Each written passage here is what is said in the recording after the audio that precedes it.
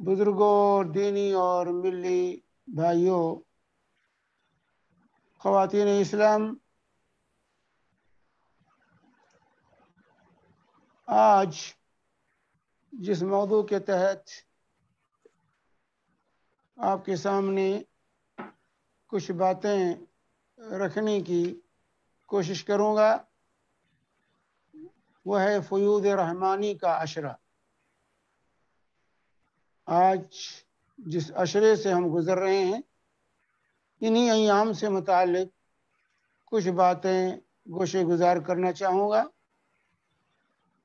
اولاً ہمارے سامنے یہ حقیقت واضح ہونا چاہیے کہ اللہ رب العالمین کے یہاں عدل ہے، مساوات نہیں ہے۔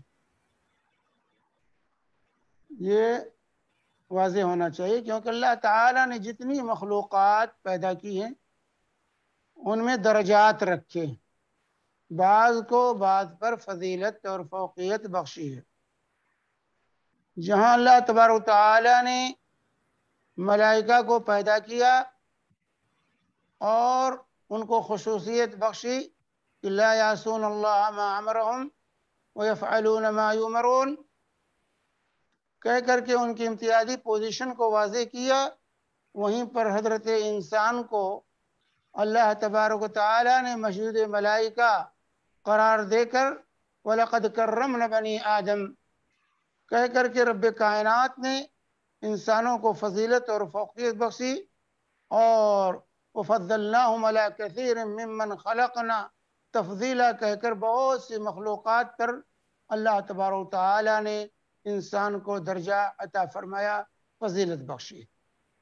یہیں پر اللہ تبارک و تعالیٰ نے انسانوں میں بھی سب کو ایک ساتھ نہیں رکھا بلکہ انسانوں میں بھی درجات رکھے، انبیاء اور رسول کا مقام تمام لوگوں پر مقدم کیا، اور پھر رسولوں میں بھی تلک الرسل فضلنا بعضهم علی بعض کہ ہم نے رسولوں میں سے بھی بعض کو بعض پر فضیلت اور فوقیت بخشی ہے۔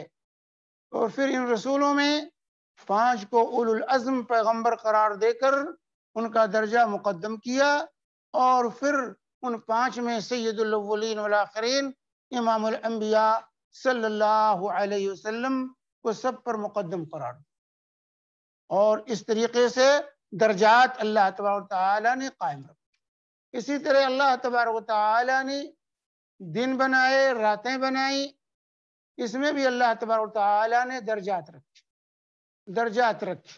تمام دنوں کو یکساں نہیں بنایا، تمام راتوں کو یکساں نہیں بنایا، بلکہ رمضان کے مہینے کو تمام مہینوں پر فضیلت اور فوقیت بخشی، اور اسی طریقے سے اشہر حرم کو حرمت والا مہینہ قرار دے کر دوسرے مہینوں پر اللہ تبارک و تعالیٰ نے مقدم کیا۔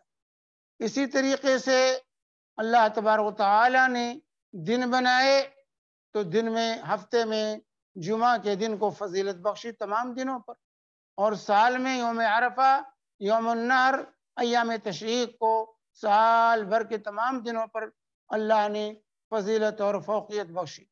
اسی طریقے سے اللہ تبارک و تعالیٰ نے جہاں راتیں بنائی تو ان راتوں میں اللہ تبارک و تعالیٰ نے رمضان کے آخری عشرے کی راتوں کو تمام راتوں پر فضیلت اور فوقیت بخشی، اور پھر ان میں لیلۃ القدر کو تمام راتوں پر فضیلت بخشتے ہوئے خیر من الف شہر، 1000 مہینوں سے افضل اور بہتر قرار دیا۔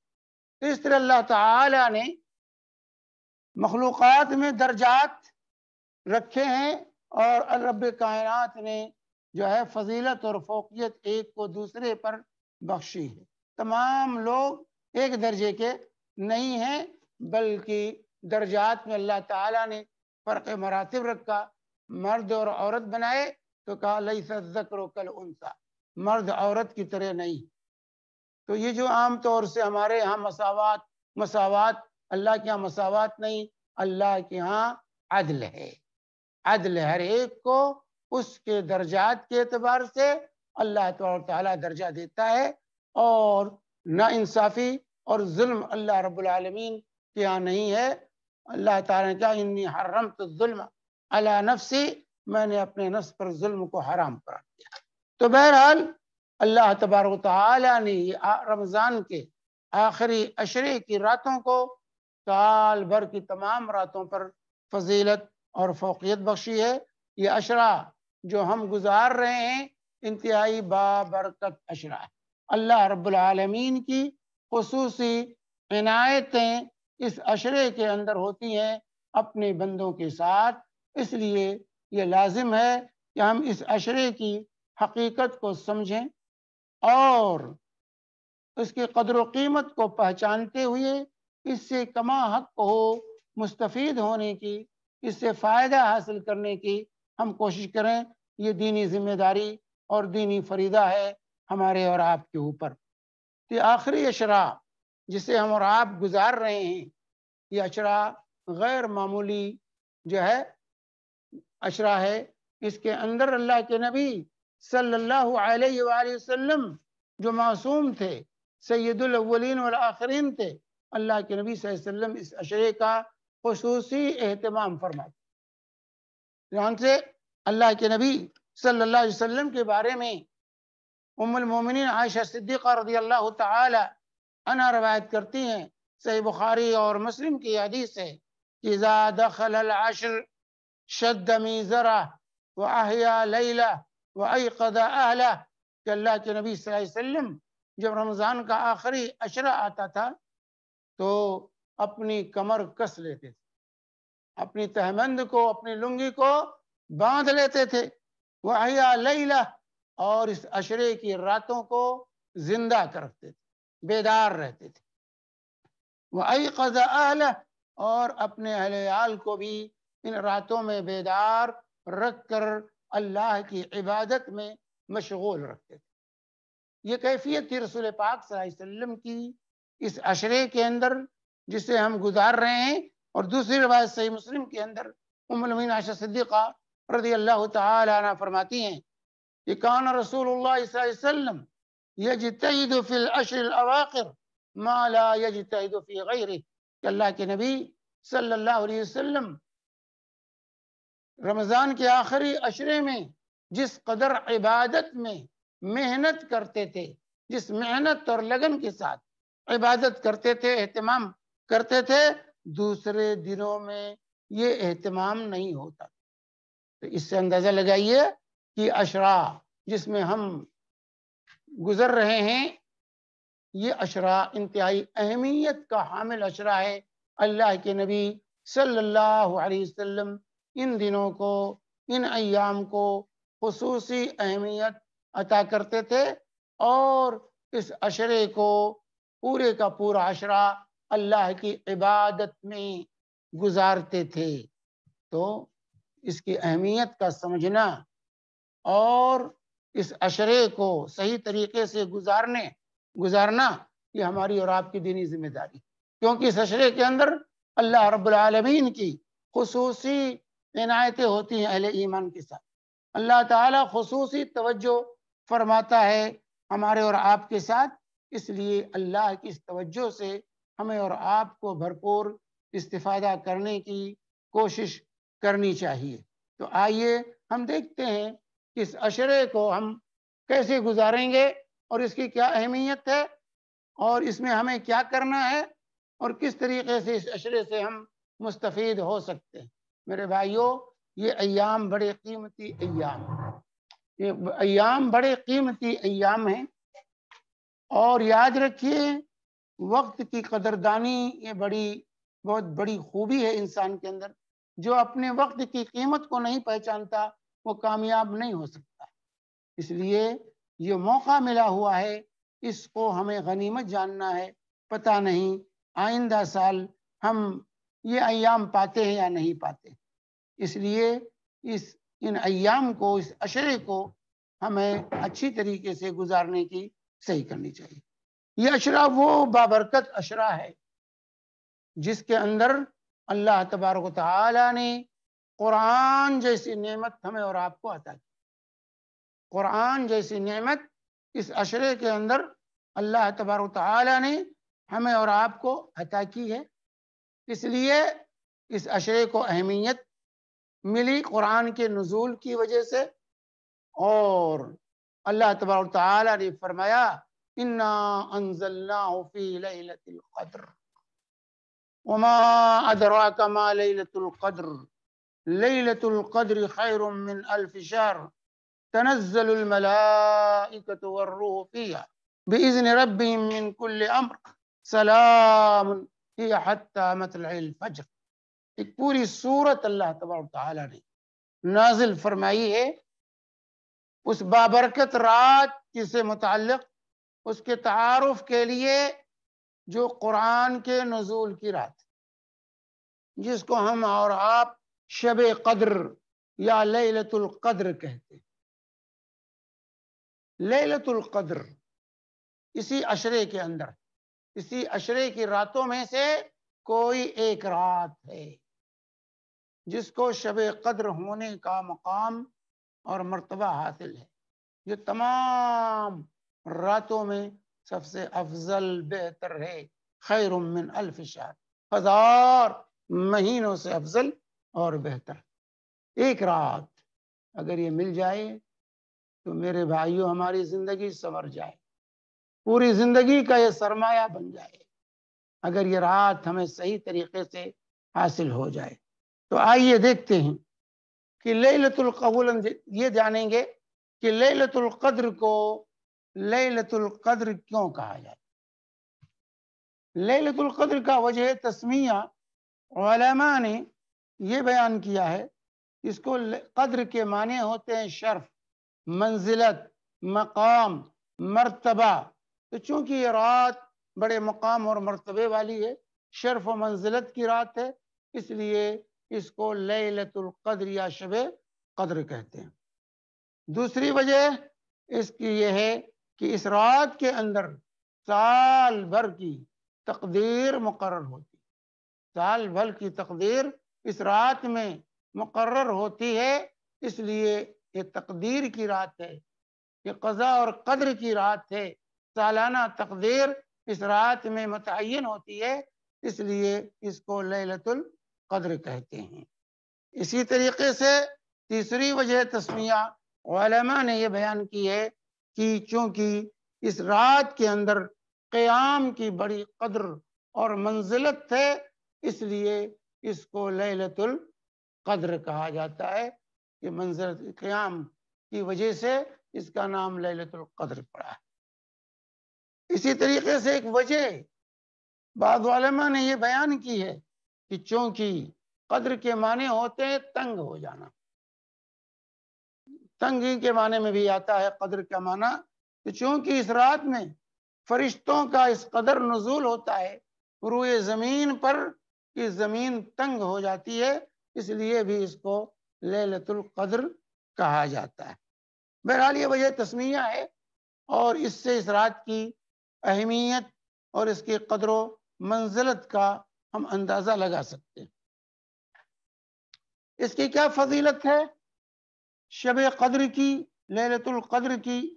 تو اس سلسلے میں اولاً جیسا میں نے عرض کیا کہ قرآن کے نزول کی سب سے بڑی فضیلت رمضان کی اور پھر لیلۃ القدر کی، کہ اللہ تعالیٰ نے اس رات کو اور اس مہینے کو قرآن کے نزول کے لیے منتخب فرمایا۔ چنانچہ پورے مہینے کا ذکر کرتے ہوئے اللہ نے فرمایا شہر رمضان الذی انزل فیہ القرآن، کہ رمضان کا مہینہ وہ اہم مہینہ ہے جس میں اللہ نے قرآن کو نازل کیا، قرآن کے نزول کے لیے منتخب فرمایا ہے۔ اور پھر اللہ تعالیٰ نے شب قدر کا ذکر کرتے ہوئے فرمایا انا انزلناہ فی لیلۃ القدر، کہ ہم نے اس قرآن کو شب قدر میں نازل کیا ہے۔ اور اسی طرح یہ تو سورہ قدر میں فرمایا، اور سورہ دخان میں اللہ تعالیٰ نے فرمایا انا انزلناہ فی لیلۃ مبارکہ، ہم نے اس قرآن کو برکت والی رات میں نازل کیا۔ تو اس رات کی قدر و منزلت کے لیے صرف اتنا کافی ہے کہ قرآن کے نزول کی رات ہے۔ قرآن جو سب سے بڑی نعمت ہے انسانیت کے لیے اللہ رب العالمین کی طرف سے، اس سے بڑی نعمت کوئی نہیں ہو سکتی ہے۔ تو اتنی بڑی نعمت اللہ تبارک و تعالی نے اس رات میں ہمیں عطا کیا ہے، اس سے اندازہ لگائیے کہ رات کتنی اہم ترین رات ہے۔ تو انا انزلناہ فی لیلۃ القدر، ہم نے قرآن کو قدر والی رات میں نازل، انا انزلناہ فی لیلۃ مبارکہ، ہم نے اس کو برکت والی رات میں نازل کیا۔ یہ رات انتہائی برکت والی رات، خیر و برکت کی رات، قدر و منزلت کی رات۔ دوسری خصوصیت اس رات کی، جیسے میں نے اس سے پہلے بھی ذکر کیا وجہ تسمیہ کے اندر، کہ اس رات میں تقدیر متعین ہوتی، سالانہ تقدیر اس رات میں متعین ہوتی ہے۔ چنانچہ سورہ دخان میں اللہ تبارک و تعالی نے فرمایا فیہا یفرق کل امر حکیم امرا من عندنا انا کنا مرسلین، کہ جو ہے ہم نے، جو اللہ تعالیٰ فرماتا ہے کہ فیہا یفرق کل امر، کہ محکم فیصلے اس رات کے اندر پھیلائے جاتے۔ تو یہ تقدیر کی رات ہے۔ حضرت ابن عباس رضی اللہ تعالی عنہما کی روایت ہے، فرماتے ہیں کہ شب قدر میں، لیلۃ القدر میں سال بھر کی تقدیر متعین ہوتی ہے، اور اس کے اندر جو ہے سال بھر جو کچھ ہونے والا ہوتا ہے وہ سب لکھا جاتا ہے۔ کتنے لوگ پیدا ہوں گے، کتنے لوگ وفات پائیں گے، کتنے لوگ نجات ہوں گے، کتنے لوگ ہلاک ہوں گے، کتنے سعادت مند، کتنے بدبخت ہوں گے، اور اس طریقے سے اللہ تبارک و تعالی پورے سال کی رپورٹ اس رات میں تیار کر کے فرشتوں کے حوالے کرتا ہے۔ تو یہ قضاء اور قدر کی رات ہے، تقدیر کے بننے بگڑنے والی رات ہے، اس لیے اس رات کو رائیگان نہیں کرنا چاہیے انسان کو، اور اس کی قدر و منزلت کو پہچاننی چاہیے۔ اور اسی طریقے سے یہی تفصیلات آپ تفسیر کی کتاب ابن کثیر وغیرہ میں تفصیل کے ساتھ پڑھ سکتے ہیں۔ اسی طرح یہ رات برکت والی رات ہے، جیسا سورہ دخان میں اللہ نے فرمایا انا انزلناہ فی لیلۃ مبارکہ، کہ ہم نے اس قرآن کو برکت والی، تو یہ برکت کی رات ہے، برکت ہی برکت، ہر طرح کی برکت کا اللہ تعالی اس مہینے، اس رات کے اندر جو ہے نزول فرماتا ہے۔ اسی طریقے سے یہ رات عبادت کی رات، یہ رات عبادت کی رات ہے۔ اس رات کی عبادت 1000 مہینوں کی عبادت سے افضل، ایک رات کی عبادت 1000 مہینوں کی عبادت سے افضل۔ اندازہ لگائیے 1000 مہینے کتنے ہوتے؟ 1000 مہینہ 83 سال 4 مہینے، 83 سال 4 مہینے ہوتے ہیں 1000 مہینے، 83 سال 4 مہینے۔ آج کل کی عمریں کتنی ہوتی ہیں ہماری؟ بہت کم لوگ ہوتے ہیں جو 70 سے اوپر جاتے ہیں۔ اللہ کے نبی صلی اللہ علیہ وسلم نے فرمایا میری امت کی عمر 60 و 70 کے درمیان، 60 اور 70 کے درمیان، عام طور سے لوگوں کی یہی زندگی اور یہی عمر ہوتی ہے۔ تو اگر ایک رات یہ مل جائے، یہ پوری زندگی کا سرمایہ مل گیا ہے میرے بھائیو، پوری زندگی کا سرمایہ ہے یہ رات۔ تو اللہ رب العالمین نے اس رات کی عبادت کو 1000 مہینوں سے افضل برابر نہیں بلکہ افضل قرار دیا۔ کتنا افضل ہے اس کا ہم اندازہ نہیں۔ اللہ نے خیر من الف شہر، 1000 مہینوں سے افضل اور بہتر، 1000 مہینوں سے افضل اور بہتر ہے ایک رات کی عبادت، وہ 1000 مہینے جس میں شب قدر نہ ہو، وہ 1000 مہینے جس میں شب قدر نہ ہو، ایسے 1000 مہینوں سے شب قدر کی عبادت افضل اور بہتر قرار دی گئی۔ اسی طریقے سے اس رات میں فرشتوں کا، جبریل امین اور ملائکہ کا خصوصی زمین پر نزول ہوتا ہے۔ جبریل امین نازل ہوتے ہیں اور فرشتے نازل ہوتے ہیں، جیسا کہ اللہ تبارک و تعالی فرماتا ہے تنزل الملائکۃ والروح فیہا بإذن ربہم من کل امر، کہ اس رات میں جبریل امین، روح سے مراد جبریل، روح یہ لقب ہے جبریل امین کا، کیونکہ وہ وحی الہی لایا کرتے تھے، وحی کو بھی روح کہا گیا ہے۔ جس طرح ہماری روح سے ہمارے جسم میں جان پڑتی ہے، اسی طرح وحی الہی سے صحیح معنی میں انسان کو زندگی ملتی ہے۔ وہی نہ ہو تو انسان چلتا پھرتا مردہ ہے۔ اگر ایمان نہ لائے اللہ کی شریعت پر، اللہ کی وحی پر، تو اس کے اور جانور کے درمیان کوئی فرق نہیں، وہ چلتا پھرتا مردہ ہوتا ہے۔ لیکن اگر وحی پر ایمان لے آیا تو اس کو زندگی نصیب ہوتی ہے۔ اس لیے وحی الہی کو بھی روح کہا گیا قرآن میں، اور جبریل جو وحی لے کر آتے تھے ان کو بھی روح کہا گیا۔ تو اس رات میں فرشتوں کا نزول ہوتا ہے، اور جبریل امین خصوصی طور سے اس رات میں نازل ہوتے ہیں۔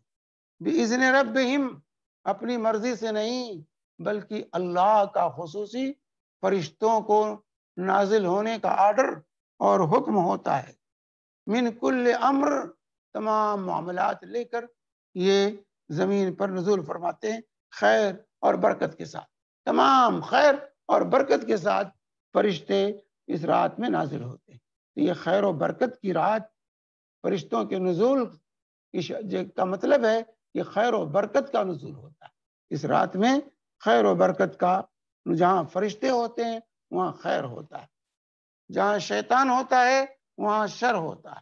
تو فرشتوں کے نزول کا مطلب ہی ہے کہ یہ رات خیر و برکت کے نزول کی رات ہے۔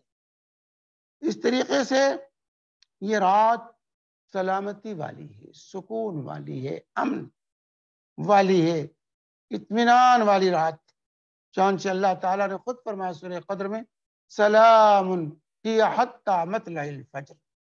یہ کسی ایک ساعت کے لیے شب قدر نہیں ہے، غروب سے لے کر طلوع فجر تک یہ پوری رات قدر والی، منزلت والی، شرف والی، امن والی، سلامتی والی، خیر و برکت والی رات۔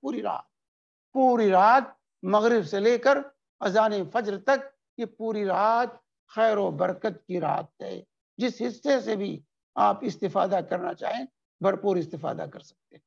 اس کی کوئی گھڑی، کوئی ساعت ایسی نہیں ہے جو خیر و برکت سے خالی ہو۔ اللہ نے فرمایا سلام ہی حتی مطلع الفجر، طلوع فجر تک، اذان فجر تک یہ سلامتی والی، امن والی، اطمینان والی، سکون والی رات، خیر و برکت کی رات۔ اور تو یہ رات ہر شر سے خالی، یہ رات شر سے خالی ہے، یہ طاعت کی رات ہے، یہ اچھے اعمال کی رات ہے، یہ برکت کی رات ہے۔ اور اس طریقے سے یہ عذاب سے، اذیت سے، جو ہے فتنہ اور فساد سے سلامتی اور امن اور سکون کی رات، سلام ہی حتی مطلع الفجر۔ اسی طریقے سے یہ رات مغفرت اور غفران کی رات، یہ غفران کی رات ہے۔ چانچہ اللہ کے نبی صلی اللہ علیہ وسلم کی وہ حدیث بخاری و مسلم نے روایت کی ہے، من قام لیلۃ القدر ایمانا واحتسابا غفر له ما تقدم من ذنبه۔ جس نے شب قدر میں قیام کیا اللہ پر ایمان رکھتے ہوئے، اللہ ہی سے ثواب کی امید لیے ہوئے، غفر له ما تقدم من ذنبه، تو اس کے تمام گناہ بخش دیے گئے۔ جتنے گناہ کیے اللہ کی میں فرماتے ہیں غفر له ما تقدم من ذنبه، اس کے گزشتہ تمام گناہ بخش دیے گئے۔ اسی طریقے یہ مغفرت کی رات، یہ دعا کی قبولیت کی رات۔ اس رات میں دعا، استغفار، توبہ اور استغفار اللہ تعالیٰ قبول کرتا، دعا قبول کرتا ہے۔ جیسا کہ اس حدیث سے ظاہر ہوتا ہے جسے ترمذی اور ابن ماجہ وغیرہ نے روایت کی، اور صحیح حدیث ہے، عمر بن عائشہ صدیقہ رضی اللہ تعالی عنہا کے سامنے جب نبی کریم صلی اللہ علیہ وسلم نے شب قدر کا ذکر فرمایا تو ام المومنین نے عرض کیا، یا رسول اللہ ان علمت ای لیلۃ لیلۃ القدر، اگر مجھے پتا چل جائے کہ ای لیلۃ لیلۃ القدر، کون سی رات شب قدر ہے، اگر مجھے یہ رات مل جائے، اگر شب قدر مجھے مل جائے، ما اقول فیہا، تو اس میں کیا کہوں، کیا کہوں، کیا دعا کروں؟ یہ سوال اس بات کی دلیل ہے کہ یہ رات دعا کی رات، اسی لیے ام المومنین نے سوال کیا کہ اس رات میں دعا کیا کروں؟ تو اللہ کے نبی صلی اللہ علیہ وسلم نے فرمایا اللہم انک عفو تحب العفو فاعف عنی، اے عائشہ قولی، تو یہ دعا کر، اللہم انک عفو تحب العفو فاعف عنی، اے اللہ تو سراپا درگزر کرنے والا ہے، تو درگزر کرنے کو، معاف کرنے کو پسند کرتا ہے، تو یہ معاف کرنا بڑا محبوب ہے، فاعف عنی، تو اللہ مجھے معاف۔ یہ دعا سکھائی رسول پاک صلی اللہ علیہ وسلم نے۔ اس دعا میں آج کل بہت سے لوگ اضافہ کر دیتے ہیں، اضافہ صحیح نہیں ہے۔ اللہم انک عفو کریم بڑھا دے، دیکھیں دعائے ماثورہ میں اضافہ نہیں کرنا چاہیے۔ ادعیے ماثورہ جو ہیں، دعائے ماثورہ جو نبی کریم صلی اللہ علیہ وسلم نے سکھائی ہیں، ان دعاؤں میں اپنی طرف سے حذف اضافہ نہیں کرنا چاہیے، انہی الفاظ میں وہ دعا کرنی چاہیے جو رسول پاک صلی اللہ علیہ وسلم نے سکھائی۔ تو اللہم انک عفو تحب العفو فاعف عنی، تو یہ سوال حضرت عائشہ صدیقہ کا کہ جو ہے میں کیا دعا کروں، اس بات کی دلیل ہے کہ یہ رات دعا کی قبولیت کی رات ہے، اس لیے اس رات میں کثرت سے انسان کو دعا کرنی چاہیے۔ تو جو ہے یہ بڑی بابرکت رات، خیر و برکت کی رات ہے۔ اب یہاں پر جو ہے لیلۃ القدر کب ہے، کون سی رات ہے، یہ انسان کو دیکھنا چاہیے۔ لیلۃ القدر یہ رمضان کے آخری عشرے میں اور آخری عشروں کی طاق راتوں میں، آخری عشرہ یا آخری 10 دن یہ جو ہیں، اور اس میں خاص طور سے طاق راتیں جو ہیں، ان میں زیادہ امید ہے کہ کوئی ایک رات شب قدر، ان راتوں میں کوئی ایک رات، تو اولاً تو اہتمام پورے عشرے کا اور خاص طور سے پھر طاق راتوں کا۔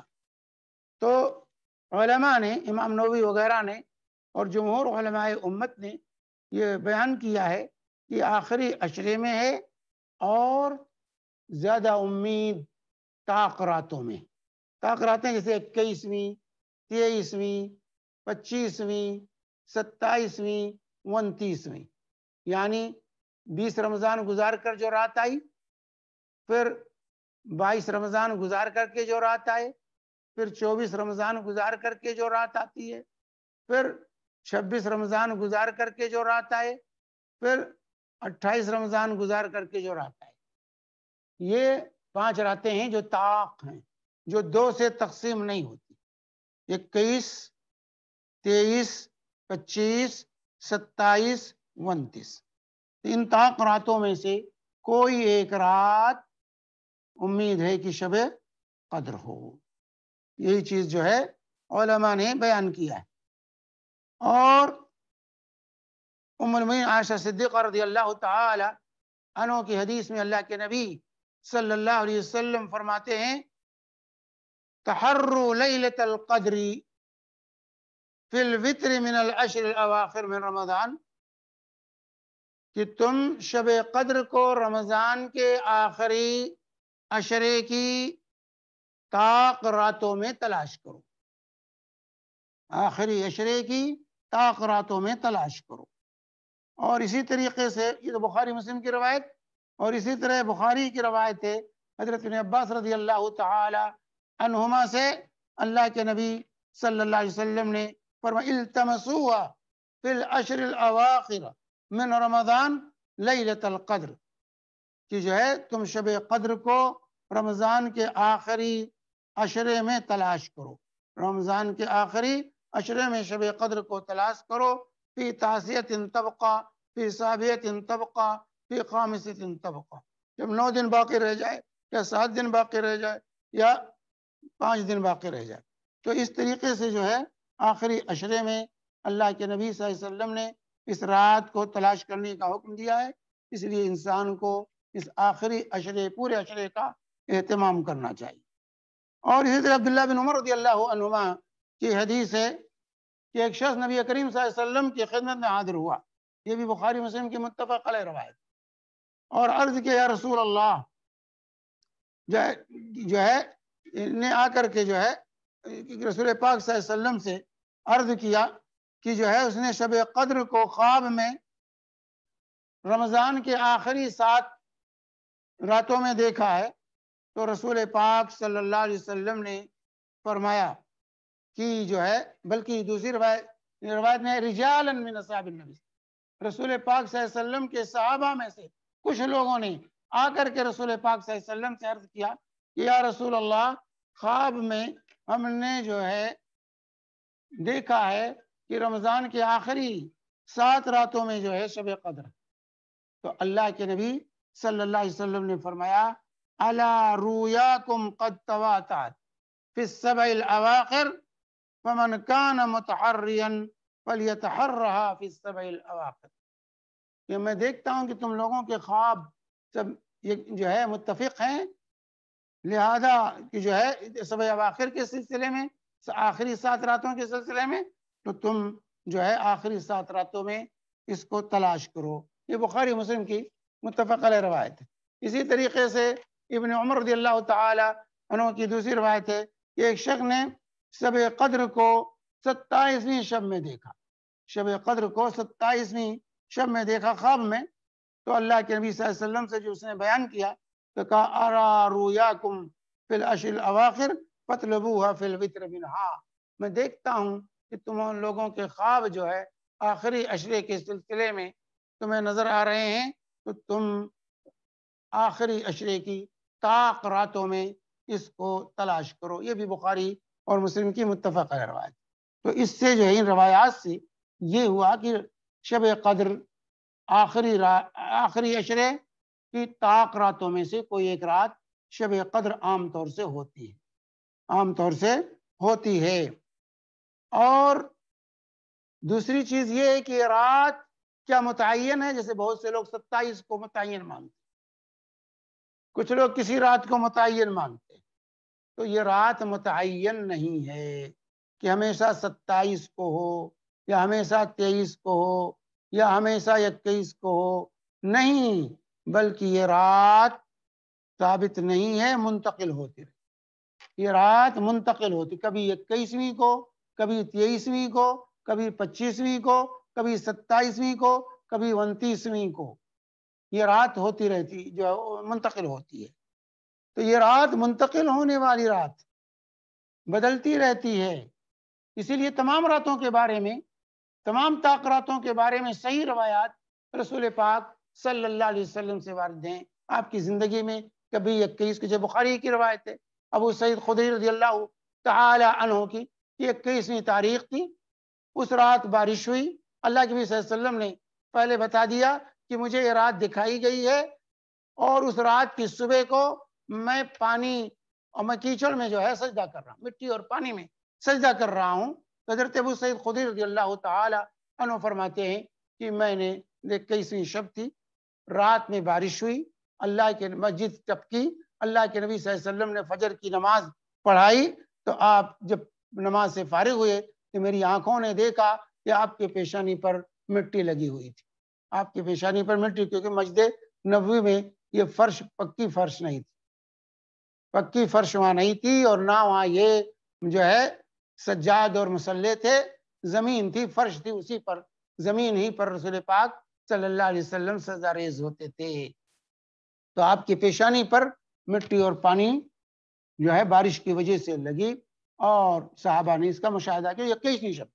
21ویں شب میں شب قدر ہوئی، تو یہ رات بدلتی رہتی ہے، کبھی 21ویں کو، کبھی 23ویں کو، چنانچہ یہ جو ہے مختلف علماء نے، امام نووی نے، اور اسی طریقے سے حافظ بن حجر نے، حافظ بن کثیر نے، اور دیگر علماء نے جو ہے اس کو بیان کیا ہے کہ یہ رات بدلتی رہتی، یہ رات بدلتی رہتی ہے، کسی ایک رات کے ساتھ خاص نہیں ہے، اسی لیے کسی ایک رات کو پکڑ کے نہیں بیٹھنا چاہیے، بلکہ پورے عشرے کا اہتمام کرنا چاہیے، پورے عشرے کا، اور وہ صرف طاق راتوں ہی کا نہیں، بلکہ جو جفت راتیں ہیں ان کو بھی پکڑنا چاہیے، ان کو میں بھی جاگنا چاہیے، اس میں بھی، ان میں بھی عبادت کرنی چاہیے، کیونکہ علماء کی ایک جماعت کہتی ہو سکتا ہے، امکانات ہیں کہ یہ طاق راتوں کے علاوہ دوسری راتوں میں بھی آ جائے.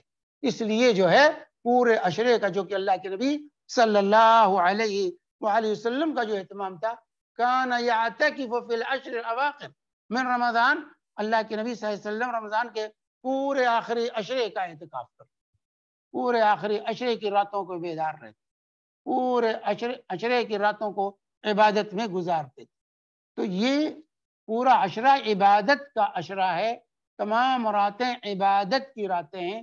کسی ایک رات کو پکڑ کر کے نہیں بیٹھنا. عام طور سے یہی ہوتا ہے ہمارے ہاں بر صغیر میں کہ عام طور سے 27 کو اہمیت دی جاتی ہے، باقی رات سوئیں گے، 27 کو جاگیں گے. نہیں، 27 کے ساتھ خاص نہیں ہے، بلکہ تمام راتوں کا اہتمام ہونا چاہیے. اور اکثریت ہمارے یہاں صرف طاق راتوں کا اہتمام کرتی ہے، جفت راتوں کو بھول جاتی ہے. نہیں، طاق رات ہو یا جفت رات ہو، تمام راتوں کا اہتمام ہونا چاہیے. یہ نبی کریم صلی اللہ علیہ وآلہ وسلم اور صحابہ کرام رضوان اللہ علیہ اجمعین کا طریقہ رہا ہے. سلف کا یہی طریقہ رہا ہے. کسی ایک رات کو خاص نہیں کرتے تھے، بلکہ تمام راتوں کا اہتمام کرتے تھے اور تمام راتیں اللہ کی عبادت میں گزارتے تھے.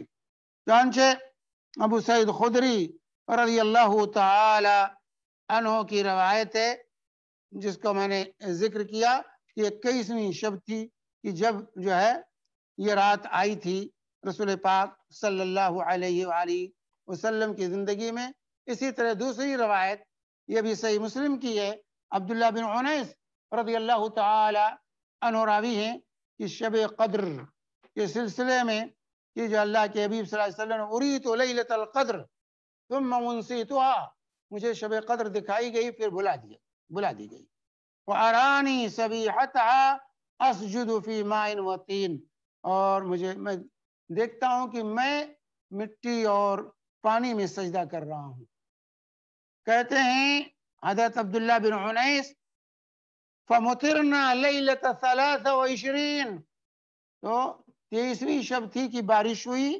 فصلی بنا رسول اللہ صلی اللہ علیہ وسلم، اللہ کے رسول صلی اللہ علیہ وسلم نے ہمیں نماز پڑھائی. فانصرف وان اثر الماء والطین علی جبهته وانفه، یہ صحیح مسلم کی حدیث ہے کہ اللہ کے نبی صلی اللہ علیہ وسلم 23 کی شب تھی، بارش ہوئی. صبح اللہ کے نبی صلی اللہ علیہ وسلم نماز پڑھائی، نماز سے فارغ ہوئے تو آپ کی پیشانی اور ناک پر مٹی لگی ہوئی تھی، پیشانی اور ناک پر مٹی لگی ہوئی تھی. یہ 23ویں شب. یہ رات بدلتی رہتی، راجح قول یہی کہ رات یہ بدلتی رہتی ہے تاکہ سب کو یہ موقع ملتا رہے. اور اسی طرح یہ رات باقی ہے، قیامت تک کے لیے ہے.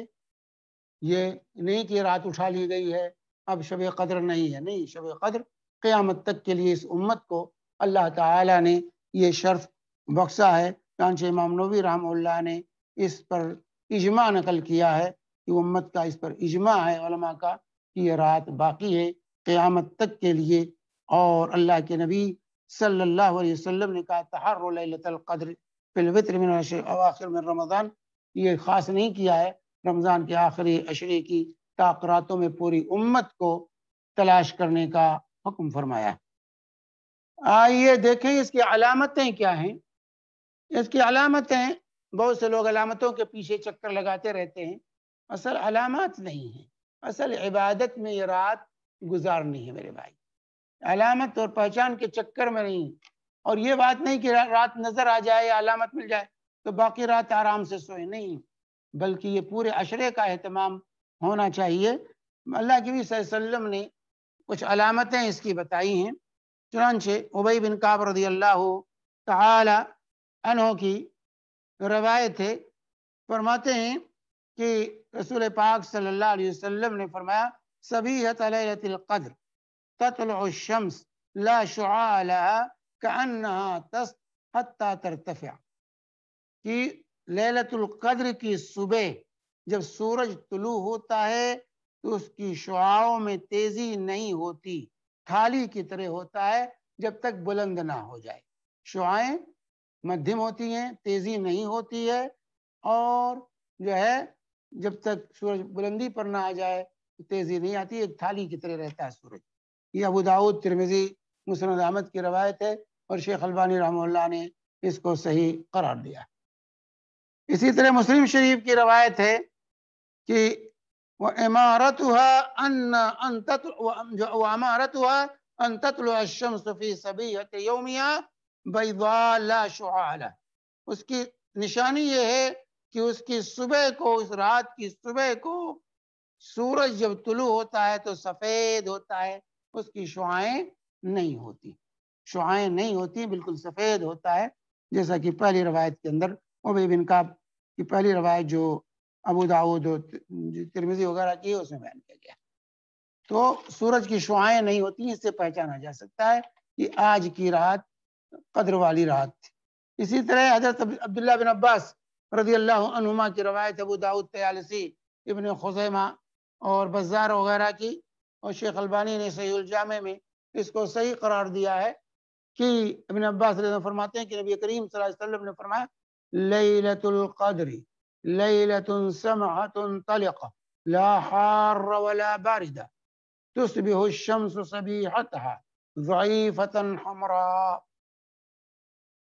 تو پہلی حدیث کے اندر تو بعد صبح اس کی علامت بتائی گئی تھی، اس حدیث کے اندر رات کی علامت بھی بتا دی گئی اور رات کے بعد کی علامت بتا دی گئی پہچاننے کی کہ یہ رات پرسکون رات ہوتی ہے، خوشگوار رات ہوتی ہے، شب قدر جو ہے خوشگوار ہوتی ہے، لا حار ولا بارد، نہ سردی ہوتی ہے نہ گرمی ہوتی، نہ سخت سردی نہ سخت گرمی، موسم جو ہوتا ہے سازگار ہوتا ہے، موسم سازگار ہوتا ہے، پرسکون ہوتا ہے، پر لطف ہوتا ہے، اور صبح کو جب سورج نکلتا ہے تو اس کے اندر جو ہے وہ کمزور ہوتا ہے، سرخ ہوتا ہے، کمزور ہوتا ہے، اس کے اندر تیزی اور تمازت نہیں ہوتی۔ تو اس طرح ہم شب قدر کو پہچان سکتے ہیں، لیکن پہچاننے کا مطلب یہ نہیں ہے کہ اس کو جو ہے ہم ایسے چھوڑ دیں، ایسے چھوڑ دیں اور علامت پہچان کے باقی راتوں کو کچھ نہ کریں، نہیں، بلکہ یہ رات جو ہے پورا عشرہ عبادت کا عشرہ ہے، یہ رات عبادت کی رات ہے، اور یہ کوئی ایک عبادت نہیں بلکہ اس کے اندر مختلف عبادت، قیام کرنا ہے، اس میں پوری رات جو ہے قیام کرنا ہے، اور پوری رات میں قیام، اور اسی طریقے سے اس رات میں اعتکاف، یہ پورے عشرے میں اعتکاف، اللہ کے نبی صلی اللہ علیہ وسلم اعتکاف کرتے تھے پورے عشرے کا، جیسا کہ ام المومنین عائشہ رضی اللہ تعالی عنہا کی اعتکاف کی روایت آپ سن چکے ہیں، کان یعتکف فی العشر الاواخر من رمضان، اللہ کے حتی توفاہ اللہ، کہ اللہ کے نبی صلی اللہ علیہ وسلم آخری عشرے میں پورے عشرے کا اعتکاف کرتے تھے۔ اعتکاف کہتے ہیں مسجد میں اللہ کی عبادت کی نیت سے ٹھہرنے کو، اعتکاف مسجد میں اللہ کی عبادت کی نیت سے ٹھہرنا، یہ اعتکاف ہے، مسجد نہیں ہے تو اعتکاف نہیں۔ اس سال بڑا سوال ہو رہا ہے اعتکاف کے سلسلے میں، اس سال اعتکاف گھر میں کریں، اور بعض جبو دستار والے اس کا فتویٰ بھی دے رہے ہیں کہ گھروں میں اعتکاف کر لو، یعنی کعبہ نہ پہنچ سکو تو گھر ہی کا طواف کر لو، اس سال حج نہ ہوا تو انڈیا پاکستان میں حج بنا لو، کوئی عرفات کا میدان قائم کر لو۔ میرے بھائی، جو عبادت کسی جگہ کے ساتھ خاص ہے وہ عبادت وہیں کریں گے تب عبادت ہوگی، اس جگہ کو چھوڑ کر کریں گے تو عبادت نہیں بلکہ وہ بدعت ہوگی، وہ بدعت ہوگی۔ اعتکاف مسجد کے ساتھ خاص ہے، اس لیے اعتکاف مسجد میں ہوگا، گھر میں نہیں ہوگا، چاہے وہ مردوں کا اعتکاف ہو چاہے عورتوں کا اعتکاف ہو۔ ازواج مطہرات کا گھر مسجد کے بغل میں تھا، نبی کے گھر سے بڑھ کر کسی کے گھر بابرکت نہیں، لیکن ازواج مطہرات کو جب اعتکاف میں بیٹھنا ہوتا تھا تو مسجد نبی میں ان کے لیے خیمے لگتے تھے۔ تو بہرحال اعتکاف مسجد میں ہوگا۔ اس سال جو مسجدیں بند ہیں اس سال اعتکاف نہیں، اس سال اعتکاف نہیں ہے، گھر میں اعتکاف نہیں۔ اعتکاف میں دو چیزیں، دو رکن ہیں، ایک تو نیت، اللہ کی عبادت کی نیت ہو، اور دوسرے مسجد ہو، مسجد میں اللہ کی عبادت کی نیت سے ٹھہرنا۔ کہتے ہیں نہیں ہم گھر میں کوئی جگہ خاص کر لیں گے ایک کمرہ، تو کیا وہ ہمیشہ کے لیے مسجد بنا رہے ہیں؟ اس کو وقف کر رہے ہیں مسجد کے لیے؟ عام لوگوں کو اجازت ہے اس میں آنے کی؟ میرے بھائی وہ مصلی ہو سکتا ہے، مسجد نہیں ہو سکتی۔ وہ مسلح ہے، اس کے لیے مسجد کے احکامات نہیں، وہاں تحیۃ المسجد نہیں پڑھ سکتے آپ. اس کمرے میں حائضہ اور نفسا جا سکتی ہیں، بیٹھ سکتی ہیں. اس کمرے میں جو ہے جنبی رہ سکتا ہے. وہ مسجد کے حکم میں نہیں، وہ مسلح کے حکم میں. مسجد جس کو مسجد کے لیے وقف کر دیا جائے، خاص کر دیا جائے، اور پھر آپ کی ملکیت وہاں سے ختم ہو، اب آپ کے مالک نہیں، اور عام لوگوں کو وہاں آنے جانے کی اجازت ہو، اور وہ مسجد جو ہے مسجد کے لیے وقف ہو جائے، اس کو مسجد کہا جاتا ہے. یہ مسلح ہے، یہ مسجد نہیں ہے. تو بہرحال یہ اعتکاف کا عشرہ ہے، پورے عشرے میں اعتکاف ہونا چاہیے. اب کہتے ہیں کیسے؟ میرے بھائی عبادت کیجئے، گھر میں نمازیں پڑھیے، ذکر و اذکار کیجئے، توبہ اور استغفار کیجئے، انشاءاللہ آپ کو اتنا ہی ثواب ملے گا جتنا آپ اعتکاف کرتے. کیونکہ اللہ تبارک و تعالیٰ کہتا ہے فَلَهُمْ أَجْرٌ غَيْرُ مَمْنُونَ، کہ جو لوگ صحت کے حالت میں اللہ کی عبادت کرتے رہیں، نماز صحیح پڑھتے رہیں، بیمار ہو گئے نہیں صحیح پڑھ پا رہے ہیں، تو اتنا ہی اجر ملے گا جتنا وہ پہلے پڑھتے تھے. جو صحت کی حالت میں اچھے روزے رکھتے تھے، بیمار ہو گئے نہیں رکھ پا رہے ہیں، تو ان کو اتنا ہی اجر ملے گا جتنا وہ پہلے ملتا تھا ان کو. کیونکہ اہل ایمان کے اجر کو اللہ تبارک و تعالی کم نہیں کرتا ہے. آپ اعتکاف پہلے کرتے تھے، اس سال نہیں کر پا رہے ہیں، مجبوری ہے کیونکہ مسجدوں کے دروازے لوگوں نے بند کر دیے ہیں، اس لیے آپ گھر میں اللہ کی عبادت کیجئے، توبہ اور استغفار کیجئے، قیام کیجئے، تلاوت کیجئے، اللہ سے لو لگائیے، آپ کو اتنا ہی اجر ملے گا جتنا اجر آپ کو ہر سال مسجد میں اعتکاف کرنے کا ملتا ہے. یاد رکھ، یہ اللہ کا بڑا جو ہے احسان ہے. لیکن اس کو اعتکاف کا نام نہ دیجیے، اعتکاف کی نیت نہ کیجیے، کیونکہ پہلا رکن غائب ہے. پہلا رکن مسجد کا ہونا، یہ رکن ہے اعتکاف کا کہ مسجد میں اعتکاف. وَأَنْتُمْ عَاكِفُونَ فِي الْمَسَاجِدِ، تو مسجدوں میں اعتکاف میں ہو. تو اس طریقے سے یہ عشرہ پورا عبادت میں، دعا میں، ذکر میں. یہ عام طور سے ایک خرابی اور ہوتی ہے کہ پوری پوری رات لوگ قیام میں گزار دیتے ہیں. نہیں، کچھ حصہ اور تھک جاتے ہیں. کچھ لوگ پوری رات قرآن پڑھنے میں گزارتے ہیں. نہیں، کچھ حصہ قیام، کچھ حصہ تلاوت، کچھ حصہ توبہ اور استغفار، دعا، ذکر، مختلف تنوع ہونا چاہیے. عبادت میں تنوع ہونا چاہیے، مختلف طرح کی عبادتیں کریں. صدقہ و خیرات بھی ہو، اس عشرے میں صدقہ و خیرات بھی ہو، ذکر و اذکار بھی ہو، توبہ اور استغفار بھی ہو، قرآن کی تلاوت بھی ہو، اور قیام بھی ہو. تو متنوع عبادت اللہ کے نبی صلی اللہ علیہ وسلم کرتے تھے، تنوع ہونا چاہیے. اور میرے بھائی خاص طور سے رات کے وقت میں ذرا تنہائی اختیار، تنہائی میں بیٹھ کر کے اپنے گناہوں کو یاد کریں، اپنے ماضی پر نظر دوڑائیں، اور اللہ سے معافی مانگیں، روئیں. اللہ کے نبی صلی اللہ علیہ وسلم نے کیا فرمایا؟ عینان لا تمسہما النار، دو آنکھوں کو آگ نہیں چھوئے گی، جہنم نہیں چھو سکتی. عین بکت من خشیت اللہ وعین باتت تحرس فی سبیل اللہ. ایک وہ آنکھ جو اللہ کے خوف سے روئے، اور ایک وہ آنکھ جو اللہ کے راستے میں اسلامی حدود سرحدوں کی حفاظت کرے. اللہ کے خوف سے رونا یہ بڑا لذیذ ہے میرے بھائی. اتنی لذت کسی اور چیز میں نہیں ملتی جتنی لذت اللہ کے خوف سے، اللہ کی محبت میں، اللہ کے خوف سے رونے میں.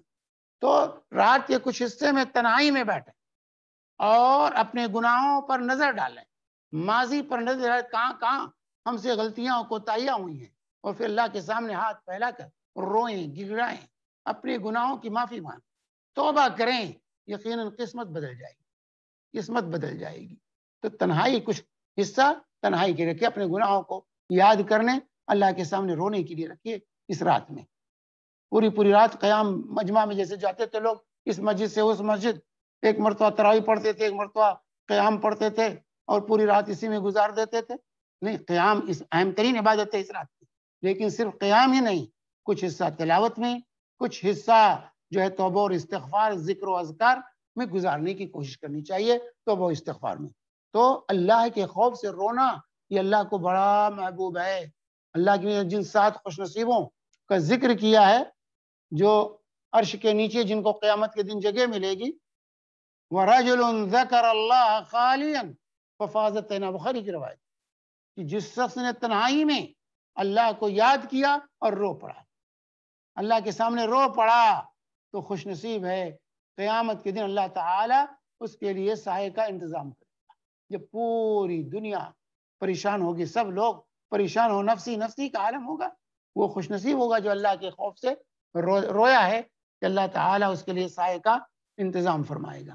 تو بہرحال اس رات میں کا کوئی سیکنڈ، کوئی گھڑی ضائع نہیں ہونی چاہیے۔ ایک اور ہمارے یہاں بر صغیر وغیرہ میں ایک بدعت ہے شب قدر منانے کا، جشن منانے کا۔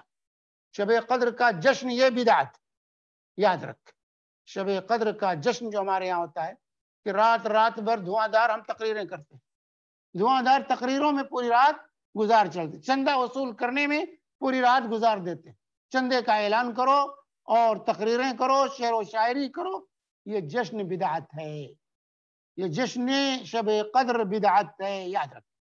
اللہ کے رسول صلی اللہ علیہ وسلم کے زمانے میں صحابہ کے ہاں، تابعین کے ہاں کوئی جشن نہیں منایا جاتا تھا، کوئی اس طرح کا پروگرام نہیں کیا جاتا تھا شب قدر میں، بلکہ سب لوگ قیام کرتے تھے، تلاوت کرتے تھے، اللہ کے سامنے روتے تھے، گڑگڑاتے تھے، اپنے گناہوں کی معافی مانگتے تھے۔ یہ کیفیت تھی صحابہ تابعین، تبع تابعین کی، لیکن آج بر صغیر میں اس سنت کو بدعت میں بدل دیا گیا، اور جب بدعت کو تو لوگوں کو غصہ لگتا ہے، یہ بدعت ہے میرے بھائی۔ جو کام رسول پاک صلی اللہ علیہ وسلم نے نہیں کیا، دین سمجھ کر جو کام اللہ کے رسول نے نہیں کیا، صحابہ نے نہیں کیا، اس کو دین سمجھ کر ہم کرتے ہیں تو وہ بدعت۔ تو آج جو جشن منایا جاتا ہے شب قدر کا، یہ بدعت ہے، اس کا کوئی ثبوت رسول اللہ صلی اللہ علیہ وسلم، صحابہ تابعین سے نہیں ہے، اس لیے جشن نہیں منانا چاہیے۔ یہ راتیں، یہ ایام اللہ کی عبادت میں گزارنے کی کوشش کرنی چاہیے، زیادہ سے زیادہ یہ ایام جو ہے، یہ گھڑیاں اللہ کی عبادت میں گزاریں، اور کسی رات کو خاص نہ کریں، کسی عمل کو خاص نہ کریں، بلکہ یہ پورا عشرہ عبادت، ہر طرح متنوع عبادت، صدق و خیرات بھی کریں، اور اس طریقے سے جو ہے مختلف عبادات کا یہ عشرہ ہے، مجموعہ ہے، یہ عبادات کا مجموعہ ہے یہ عشرہ، اس میں ہر طرح کی عبادت کرنے کی کوشش انسان کو کرنی چاہیے، تاکہ اللہ کی رضا اور خوشنودی حاصل ہو، اور اللہ کے جو فیوز اور برکات ہیں، جو مغفرت اللہ تعالیٰ کرتا ہے، جو جہنم سے چھٹکارا دیتا ہے، اس کو ہم حاصل کریں، اور اس طریقے سے اس پورے عشرے کی ایک ایک سیکنڈ، ایک ایک گھڑی کو قیمتی جانتے ہوئے میرے بھائیوں ہم اچھی طرح گزاریں، تاکہ یہ رات میں ہماری قسمت بدل جائے، ہم اپنے آپ کو جنت کا مستحق بنا لیں، ہم اپنے آپ کو اللہ کی مغفرت اور بخشش کا مستحق بنا لیں۔ یہ مطلوب ہے اس رات میں۔ اللہ تبارک تعالی ہم سب کو اس کی توفیق عطا فرمائے۔ وصلی اللہ علی نبینا محمد وعلی آلہ وصحبہ وسلم، وجزاکم اللہ خیر۔ جزاکم اللہ خیرا شیخ۔ نکالو تو جیسے السلام علیکم۔ وعلیکم السلام۔ جی شیخ، حیاکم اللہ۔ جی، جیسے نارمل ترتیب رہتی ہے کہ انشاءاللہ 3 سوالوں کے یہ رہیں گے۔ ایک، جو لوگ یہاں پہ اٹینڈ کر رہے ہیں زوم پہ، وہ لوگ اپنا ہاتھ اٹھا سکتے ہیں، سوال کر سکتے ہیں۔ دوسرے، جو لیڈیز ہیں وہ اس میں چیٹ میں اپنا سوال ڈال سکتے ہیں۔ جینٹس کوشش کریں اپنا سوال خود پوچھیں۔ اور تیسرے، جو یوٹیوب پہ ہیں، سوالات جو آ رہے ہیں وہ مجیب بھائی پوچھیں گے۔ سوالات میں کچھ چیزیں پلیز نوٹ کریں کہ وہ سوالات نہ کریں جو آلریڈی درس میں کور ہوئے ہوں، کیونکہ وہ ریپیٹ ہو جاتے ہیں۔ آلسو وہ سوال نہ کریں جو آلریڈی کسی اور نے پوچھا اور آپ کا جواب مل چکا ہو اس میں، اس سے ٹائم سیو ہوگا۔ اور ریکویسٹ کر رہے ہیں سب سے کہ پہلے جب اگر آپ کی باری آئے تو شارٹ رکھیں سوال، ایک سوال ایٹ اے ٹائم کریں۔ اگر سوال ختم ہو جائیں اور پھر واپس باری آئی ہے تو آپ دوسرا سوال بھی کر سکتے ہیں، تاکہ سب کو موقع ملے، کہ کافی لوگ لائن میں رہتے ہیں اور پھر ان کا موقع آنے تک 3 بج جاتے ہیں، 3:15 ہو جاتے ہیں، اور پھر ہمیں درس وائنڈ اپ کرنا پڑتا ہے۔ تو انشاءاللہ سٹارٹ کرتے ہیں۔ اگر کسی کا سوال ہے تو آپ اپنے ہاتھ اٹھا لیں۔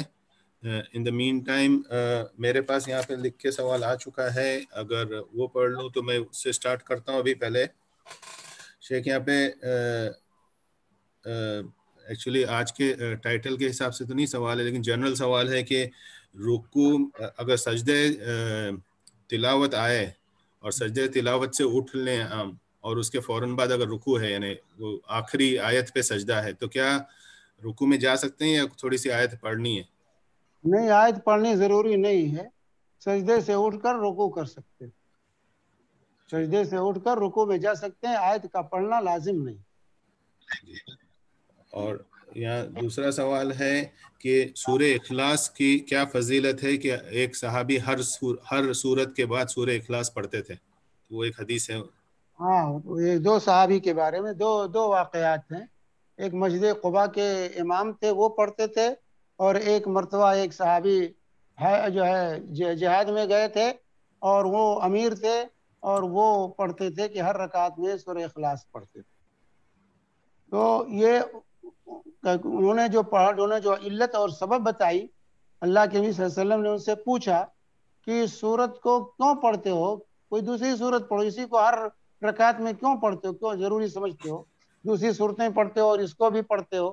تو اس میں جو علت بتائی گئی تھی وہی کہ اس میں رحمان کے صفات ہیں اور مجھے یہ بہت محبوب ہے، بہت محبوب ہیں، اس لیے میں پڑھتا ہوں۔ تو اللہ کے نبی صلی اللہ علیہ وسلم نے کہا کہ تمہاری محبت کی وجہ سے اللہ تبارک و تعالیٰ نے تجھے جو ہے تمہیں جنت میں داخل کر دیا۔ تو جو ہے یہاں پر یہ ہے کہ وہ محبت میں پڑھتے تھے سورہ اخلاص میں، چونکہ پوری سورت اللہ کے صفات پر، اللہ کا تعارف ہے سورہ اخلاص میں، توحید خالص، اسی لیے اخلاص کہتے ہیں، توحید خالص کے اندر بیان کی گئی ہے۔ ان کو محبت تھی، اس محبت میں پڑھتے تھے۔ لیکن اللہ کے نبی صلی اللہ علیہ وسلم نے نہیں کہا کہ سب لوگ برابر پڑھیں اس کو، یہ نہیں کہا اللہ کے نبی صلی اللہ علیہ وسلم نے سب برابر پڑھیں یا تمام صحابہ اس کو برابر پڑھتے رہے، وہ ان کا اپنا خاص عمل تھا اور وہ محبت میں آ کر پڑھتے تھے، اس لیے اللہ کے نبی صلی اللہ علیہ وسلم نے ان کو خوشخبری سنائی اس محبت کی وجہ سے۔ جزاک اللہ خیر۔ مجھے آپ سوال کر سکتے ہیں کہ کوئی ہاتھ اٹھا ہوا نہیں اس ہے؟ کو سنت نہیں، کوئی کہا یہ سنت ہم بنائیں گے، اس کو سنت نہیں بنایا جا سکتا، اس کو سنت نہیں بنایا جا سکتا، کیونکہ اللہ کے نبی صلی اللہ علیہ وسلم نے ایسا نہیں کیا اور صحابہ نے بھی اس کو اختیار نہیں کیا، ان کا اپنا عمل تھا۔ تو اگر اللہ کی محبت میں آ کر کوئی اس طرح پڑھتا ہے تو پڑھنا جائز ہے، اس کا پڑھنا جائز ہے، لیکن اس کو کہیں یہ سنت ہے، اس کو سب کو ایسے کرنا چاہیے، یہ غلط ہے۔ جی السلام علیکم ورحمۃ اللہ۔ وعلیکم السلام ورحمۃ اللہ وبرکاتہ۔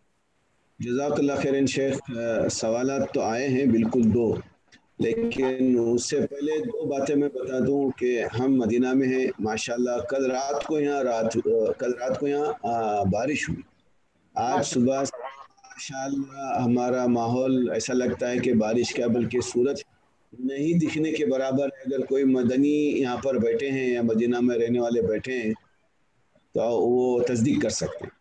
دوسری بات شیخ، ہم جب مسجد نبوی سے نماز پڑھ کے آتے تھے پچھلے 10-12 سال میں، تو کبھی کبھی تراویح پڑھ کے ہم باہر آتے تھے کچھ ناشتہ واشتہ کرنے، پھر قیام اللیل کو جاتے تھے، تو ہم نے متعدد مرتبہ ایسی راتوں میں بارش کے قطروں کو پایا ہے اور آسمانوں میں نور بھی پایا ہے الحمدللہ۔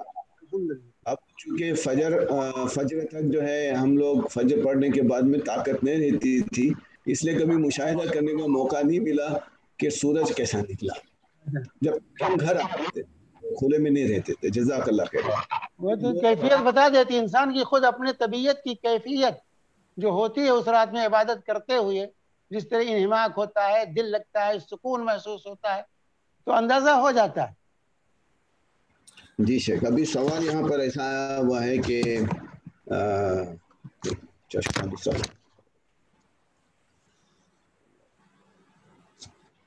یہ ہمارے جے ہند جے مہاراشٹرا ہے، ہم ان سے پھر کہیں گے کہ آپ کا نام کیا ہے ہم کو بتائیں، تاکہ ہم جب بھی جے ہند مہاراشٹرا آئے تو آپ کے نام سے ہم آپ کو پکارے، ہمیں بھی ثواب ملے گا انشاءاللہ۔ سوال ایسا ہے کہ میں تحیات کمپلیٹ کرتا 4 کے جگہ 3 رکعت پڑھا، ایسا خیال آیا، سلام پڑھنے بعد تو صرف سجدہ سہو یعنی 2 سجدہ کر کے سلام پھیرے تو نماز ہوگی یا پھر سے نماز پڑھے؟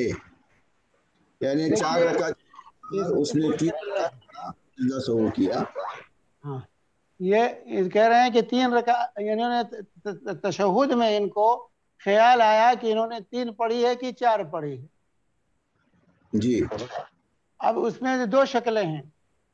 ایک تو یہ ہے کہ ظن غالب کیا ہے. اگر ظن غالب ہے کہ میں نے 4 پڑھی ہے، سمجھے، غلبہ 4 کا ہے، تو ایسی صورت میں وہ سجدے 100 کر لیں، بات پوری ہو جائے. لیکن اگر ظن غالب یہ ہے کہ میں نے 3 ہی پڑھی ہے تو ان کو 1 رکعت پڑھنی پڑے گی. یا اسی طریقے سے ان کو یہ شک ہے، کسی پر ٹھہراؤ نہیں ہے، 3 پڑھی یا 4 پڑھی، 3 پڑھی یا 4 پڑھی، تو ایسی صورت میں کم کا اعتبار کریں گے اور 1 رکعت پڑھ کر پھر سجدے 100 کریں. 1 رکعت پڑھ کر پھر سجدے 100 کرنا ہو. جزاک اللہ خیر. شیخ سمیر بھائی، ایک چھوٹا اچھا سوال آیا ہے. سوال ایسا ہے کہ اگر حائضہ عورت قرآن موبائل سے پڑھ رہی ہے تو سجدہ تلاوت کیسے کریں گی؟ دیکھیے سوال بہت اچھا ہے. یہ سجدے تلاوت کے لیے طہارت شرط نہیں. سجدے تلاوت اور سجدے شکر کے لیے طہارت وضو باوضو ہونا یہ شرط نہیں ہے، یاد رہے.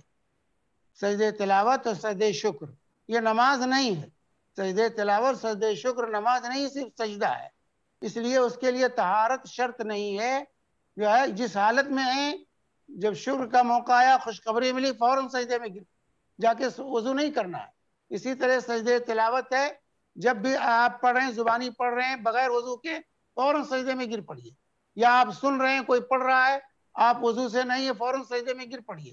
کیونکہ اللہ کے نبی صلی اللہ علیہ وسلم جب تلاوت فرما رہے تھے اور تمام لوگوں نے سجدہ کیا تو مجمع میں تمام باوضو ہر وقت نہیں رہتے تھے.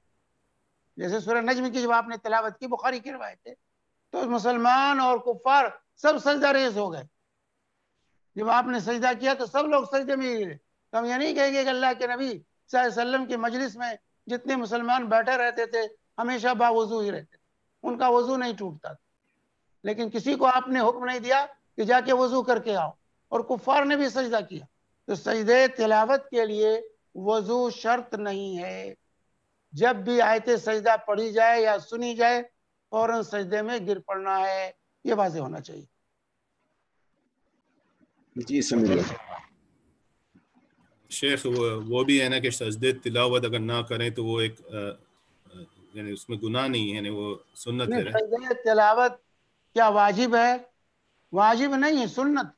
سجدے تلاوت سنت ہے، کیونکہ صحیح حدیث ہے کہ اللہ کے نبی صلی اللہ علیہ وسلم کے سامنے ایک صحابی نے سورہ نجم کی تلاوت کی جس میں آیت سجدہ، اور یہ بخاری کی روایت ہے. آیت سجدہ پڑھی انہوں نے اور انہوں نے سجدہ نہیں کیا، تو اللہ کے نبی صلی اللہ علیہ وسلم نے بھی سجدہ نہیں کیا اور ان پر نکیر نہیں کی کہ تم نے سجدہ کیوں نہیں کیا. کہ اگر سجدہ واجب ہوتا تو اللہ کے نبی صلی اللہ علیہ وسلم ان سے کہتے کہ تم نے سجدہ کیوں نہیں کیا. لیکن آپ نے ان کو ٹوکا نہیں، آیت سجدہ پڑھی، انہوں نے سجدہ نہیں کیا تو اللہ کے نبی صلی اللہ علیہ وسلم نے ان کو ٹوکا نہیں. تو اگر واجب ہوتا تو آپ ضرور ٹوکتے. اس سے علماء نے استدلال کیا کہ سجدے تلاوت واجب نہیں ہے، سنت ہے، مستحب ہے، انسان کو کرنا چاہیے، جان بوجھ کر نہیں چھوڑنا چاہیے. لیکن اگر نہیں کر سکا یا نہیں کیا تو اس پر کوئی گناہ نہیں. جی شیخ، یہاں پہ ابو ایمن صاحب کا سوال ہے کہ وتر کی نماز 3 رکعت 1 سلام اور 1 تشہد کے سے افضل ہے یا 2 سلام سے؟ دونوں طریقے رسول پاک صلی اللہ علیہ وسلم سے ثابت. دونوں طریقے جو ہے دو رکعت پڑھ کے سلام پھیر دیں، پھر 1 رکعت پڑھیں. صلاۃ اللیل مثنی مثنی وَإِذَا خَشِیَ أَحَدُکُمُ الصُّبْحَ فَلْيُصَلِّ رَکعَةً تُوتِرُ لَهُ مَا قَدْ صَلَّى. کہ رات کی نماز 2 رکعت کر کے ہے، پھر صبح ہونے لگے تو 1 رکعت پڑھ لو، وہ تمہاری تمام رکعتوں کو وتر بنا دے. تو جو ہے ایک طریقہ یہ ہے. اور جو ہے صحیح ابن حبان کی روایت ہے کہ اللہ کے نبی صلی اللہ علیہ وسلم نے جو 3 رکعت وتر پڑھی، پہلے 2 رکعت پڑھی، سلام پھیرا، پھر 1 رکعت پڑھی. عبداللہ بن عمر رضی اللہ تعالی عنہما کی روایت ہے. اور صحیح بخاری کی روایت ہے کہ اللہ کے جو ہے حضرت عبداللہ بن عمر جو وتر پڑھتے تھے پہلے 2 رکعت پڑھ کر سلام پھیرتے، پھر 1 رکعت پڑھتے تھے. تو یہ بھی ثابت ہے رسول پاک صلی اللہ علیہ وسلم سے 2 رکعت اور ایک رکعت الگ الگ کر کے. اسی طریقے سے یہ بھی ثابت ہے کہ تینوں رکعتیں اللہ کے نبی صلی اللہ علیہ وسلم نے ایک سلام کے ساتھ اور ایک تشہد کے ساتھ پڑھی ہے، جیسا کہ ام المومنین عائشہ صدیقہ رضی اللہ تعالی عنہا کی روایت ہے کہ اللہ کے نبی صلی اللہ علیہ وسلم 3 رکعتیں ایک سلام کے ساتھ پڑھتے اور بیچ میں قاعدہ نہیں کر، لم یقعد بینہا، اس کے درمیان آپ نے قاعدہ نہیں کیا. یہ مستدرک حاکم وغیرہ کی روایت. تو دونوں جائز ہے، لیکن علماء کی جماعت کہتی ہے کہ 2 رکعت اور 1 رکعت الگ کر کے پڑھنا افضل ہے، اور کچھ لوگ کہتے ہیں نہیں تینوں رکعتیں ایک ساتھ پڑھنا افضل ہے. بہرحال 2 کر کے 1 کر کے اس کو اکثر علماء نے افضل قرار دیا. جی ادھر ایک سوال وہی سجدے تلاوت کے لیے تھا کہ سجدے تلاوت کی کوئی خاص دعا ہے؟ سجدے کیا کہ عام جو سجدے کی دعا ہے وہی سجدے تلاوت کی بھی دعا ہے. اور ادھر ایک دعا ہے سجدہ وجہ الذی خلقہ وشقہ وشق سمعہ وبصرہ بعلہ وقوتہ، جو ہے یہ جو ہے دعا ہے سجدے تلاوت میں. نہیں اٹھا کے چابی کا اٹھا جی مطلب ہے آپ کا ہاتھ اٹھا ہوا ہے، مطلب ہے سجدے کی کوئی دعا پڑھ سکتا ہے. السلام علیکم ورحمۃ اللہ وبرکاتہ. وعلیکم السلام ورحمۃ اللہ وبرکاتہ. شیخ صاحب آج کل کافی میسیجز آتے کہ اگر آپ یہ رات میں اگر 1 روپیہ دیں گے تو 1000 روپے کا ثواب جیسا ملے گا. ہاں تو بالکل صحیح ہے. یہ تو خیر من الف شہر کا ہے نا، 1000 مہینوں سے افضل. صحیح کہا آپ نے، اچھا سوال کیا. تو یہ جو ہے 1000 مہینوں سے افضل ہے. 1000 مہینوں کے برابر ثواب ملتا ہے 1 رات کے بعد. تو 1 رات میں آپ جو قیام کریں گے 1000 مہینوں کے قیام سے افضل. 1 رات میں جو آپ صدقہ کریں گے 1000 مہینوں کے صدقے سے بہتر ہے. اس رات میں جو آپ ذکر کریں گے 1000 مہینوں کے ذکر سے افضل. تو جو عبادت بھی اس رات میں کی جائے گی وہ 1000 مہینوں کی عبادت پر بھاری ہوگی. ٹھیک شیخ صاحب، اس میں یہ پوچھنا تھا جیسا ابھی صدقہ یا ہم کسی کو جا کے دے تو نہیں سکتے، تو ہم جیسا کسی کے اکاؤنٹ میں ٹرانسفر کر دیں گے شیخ صاحب، تو ضروری نہیں کہ وہی رات کو کریں. اچھا وہ تو دینا ہی ہوا، اکاؤنٹ میں ٹرانسفر دینا ہی ہوا تو ثواب وہی ملے گا نا شیخ؟ ہاں انشاءاللہ ثواب ملے گا. تو شیخ صاحب اس میں یہ رات کو اگر ہم زکوٰۃ کے پیسے دیں تو اس کا بھی الگ ثواب ہے ایکسٹرا؟ ہاں انشاءاللہ ثواب ملے گا زکوٰۃ کا بھی اتنا ہی ثواب ملے گا، لیکن اس کے لیے زکوٰۃ کو مؤخر کرنا یہ صحیح نہیں. اچھا ٹھیک. زکوٰۃ کو مؤخر کرنا صحیح نہیں کہ ہم شب قدر میں دیں گے، لیکن اتفاق سے وہی ایام ہے انشاءاللہ جو اس میں اعمال کی اہمیت بڑھ جاتی ہے، اس کا درجہ بڑھ جاتا ہے، اس لیے ثواب زیادہ ملے گا. جی جزاک اللہ خیر. جی مجیب بھائی آپ کا. جی شیخ سوال اچھا ایک ہے میرے پاس میں. کوئی بزرگ ہے ان کو قرآن پڑھنا نہیں آتا مگر وہ چھوٹی چھوٹی آیت جسے کلمہ یا درود پڑھ کر قرآن پڑھتی ہے، کیا یہ ہے؟ شیخ ایک چھوٹا سا واقعہ بیان کروں گا. مسجد نبی میں فجر کے بعد میں بیٹھا تھا، ایک بزرگ قرآن پڑھ رہے تھے اور اپنی انگلی کو جو ہے نا ایسا ایسا ایسا ایسا بار بار کر رہے تھے. غصہ بھی آ رہا تھا، وقت نکال کے. مجھے بھائی آپ کی آواز تھوڑی کم ہے، یعنی نہیں آ رہی آواز؟ نہیں آ رہی لیکن تھوڑی اٹک جاتی. ہاں تو ابھی کیا ایسے اوپر مائک لے کے بولنا پڑے گا؟ 1 منٹ. جی ابھی آ رہی آواز؟ ابھی آواز اچھی آ رہی ہے؟ نہیں یہ عام، میں سمجھ گیا آپ کا سوال. یہ عام بیماری ہے ہمارے معاشرے میں. جو بوڑھی عورتیں ہیں جو پڑھنا نہیں جانتی یا بوڑھے لوگ ہیں وہ قرآن کھول کر کے صرف انگلی اس پر گھماتے ہیں. کچھ لوگ تو صرف انگلی گھماتے ہیں، کہتے ہیں ہم قرآن پڑھنے کا ثواب ملے گا. کچھ لوگ بسم اللہ بسم اللہ بسم اللہ، بس بسم اللہ پڑھتے جاتے ہیں. بھائی یہ تو قرآن کی تحریف کر رہے ہیں آپ. بسم اللہ نہیں وہاں ہے، آپ اس کو بسم اللہ پڑھ رہے ہیں. اس تکلف کی ضرورت کیا ہے؟ اس بدعت کو ایجاد کرنے کی ضرورت؟ یہ بدعت ہے، یہ بدعت ہے. اس پر صرف ہاتھ پھیرنا یا ہر آیت کو بسم اللہ پڑھنا، یہ دونوں چیزیں بدعت ہیں. من احدث فی امرنا ھذا ما لیس منہ فہو رد. جو ہمارے اس دین میں کوئی ایسی چیز ایجاد کرے جو اس میں سے نہیں ہو مردود ہے. تو بجائے یہ کہ آپ کو ثواب ملنے کے آپ کو گناہ ملے گا. اس پر آپ کو نہیں یاد ہے تو کسی جاننے والے کے پاس بیٹھ جائیے، وہ قرآن پڑھ رہا ہے اس کو سنیے، اس کو یا قرآن کی کیسٹ لگا لیجئے یا موبائل پر کھول لیجئے اور بیٹھ کر سنیے، اس پر بھی ثواب ملے گا. سننے کی کوشش کیجیے. اگر آپ پڑھنا نہیں جانتے ہیں سننے کی کوشش کیجیے اور تھوڑا تھوڑا پڑھنا سیکھیے, ایک ایک لفظ ایک ایک آیت انشاءاللہ جو ہے جتنا یاد ہے اتنا پڑھنے کی کوشش کیجیے. لیکن یہ قرآن کے ساتھ کھیل کرنا یہ صحیح نہیں ہے. جی یہاں پہ ایک سوال آیا ہوا ہے زبیر بھائی کا کہ شیخ عید کی نماز اگر ہم گھر میں پڑھیں یہ سال تو قرآن اور حدیث کے مطابق طریقہ بتائیے. انشاءاللہ یہ سوال میں کہوں گا کہ اگلے ہفتے تک رکیے, کیونکہ شیخ کا جو درس ہے وہ اگلے ہفتے عید کی اس پہ ہی ہے, تو اس وقت لے لیں گے. الا یہ کہ اگر اینڈ میں اگر سوالات نہیں رہے تو ہم لوگ اس سوال کو لیں گے. ادھر اور ایک سوال ہے, یہ بھی سوال آ چکا ہے پچھلے ہفتے کا درس. ریحان بھائی آپ کا سوال ہے کہ تہجد, قیام اور تراویح اس میں فرق کیا ہے. اس کا بھی شیخ نے پچھلے ہفتے جواب دے دیے ہیں. یہ تینوں نمازیں ایک ہی ہیں, الگ الگ نام دیے گئے ہیں. آپ سے گزارش ہے وہ پچھلے ہفتے کا درس پلیز سن لیں. محسن بھائی کا سوال ہے اگر کوئی خاتون نیل پالش لگائے ہے تو کیا ان کا وضو ہوگا؟ نہیں ہوگا. دیکھیے وضو کے لیے ضروری ہے کہ پانی جسم تک پہنچے, اور نیل پالش اس کا جرم ہوتا ہے وہ تہ جم جاتی ہے جو پانی کو ناخن تک پہنچنے سے مانع ہوتی. اس لیے اگر عورت نے نیل پالش لگایا ہے یا کوئی نے پینٹ لگا رکھا ہے تو پانی چونکہ اندر تک نہیں پہنچتا, اس لیے وضو نہیں ہوگا. وضو کے لیے اس کو چھڑانا ہوگا, اس کو خرچ کر صاف کریں گے تب وضو ہوگا. جی کسی کا ہاتھ نہیں اٹھا ہے تو مجھے بھائی ابھی آپ کی باری. جی السلام علیکم. شیخ وہ سوال ایک پی ایم میں آیا ہوا ہے, نہ یوٹیوب پہ ہے نہ آپ کے پاس ہے.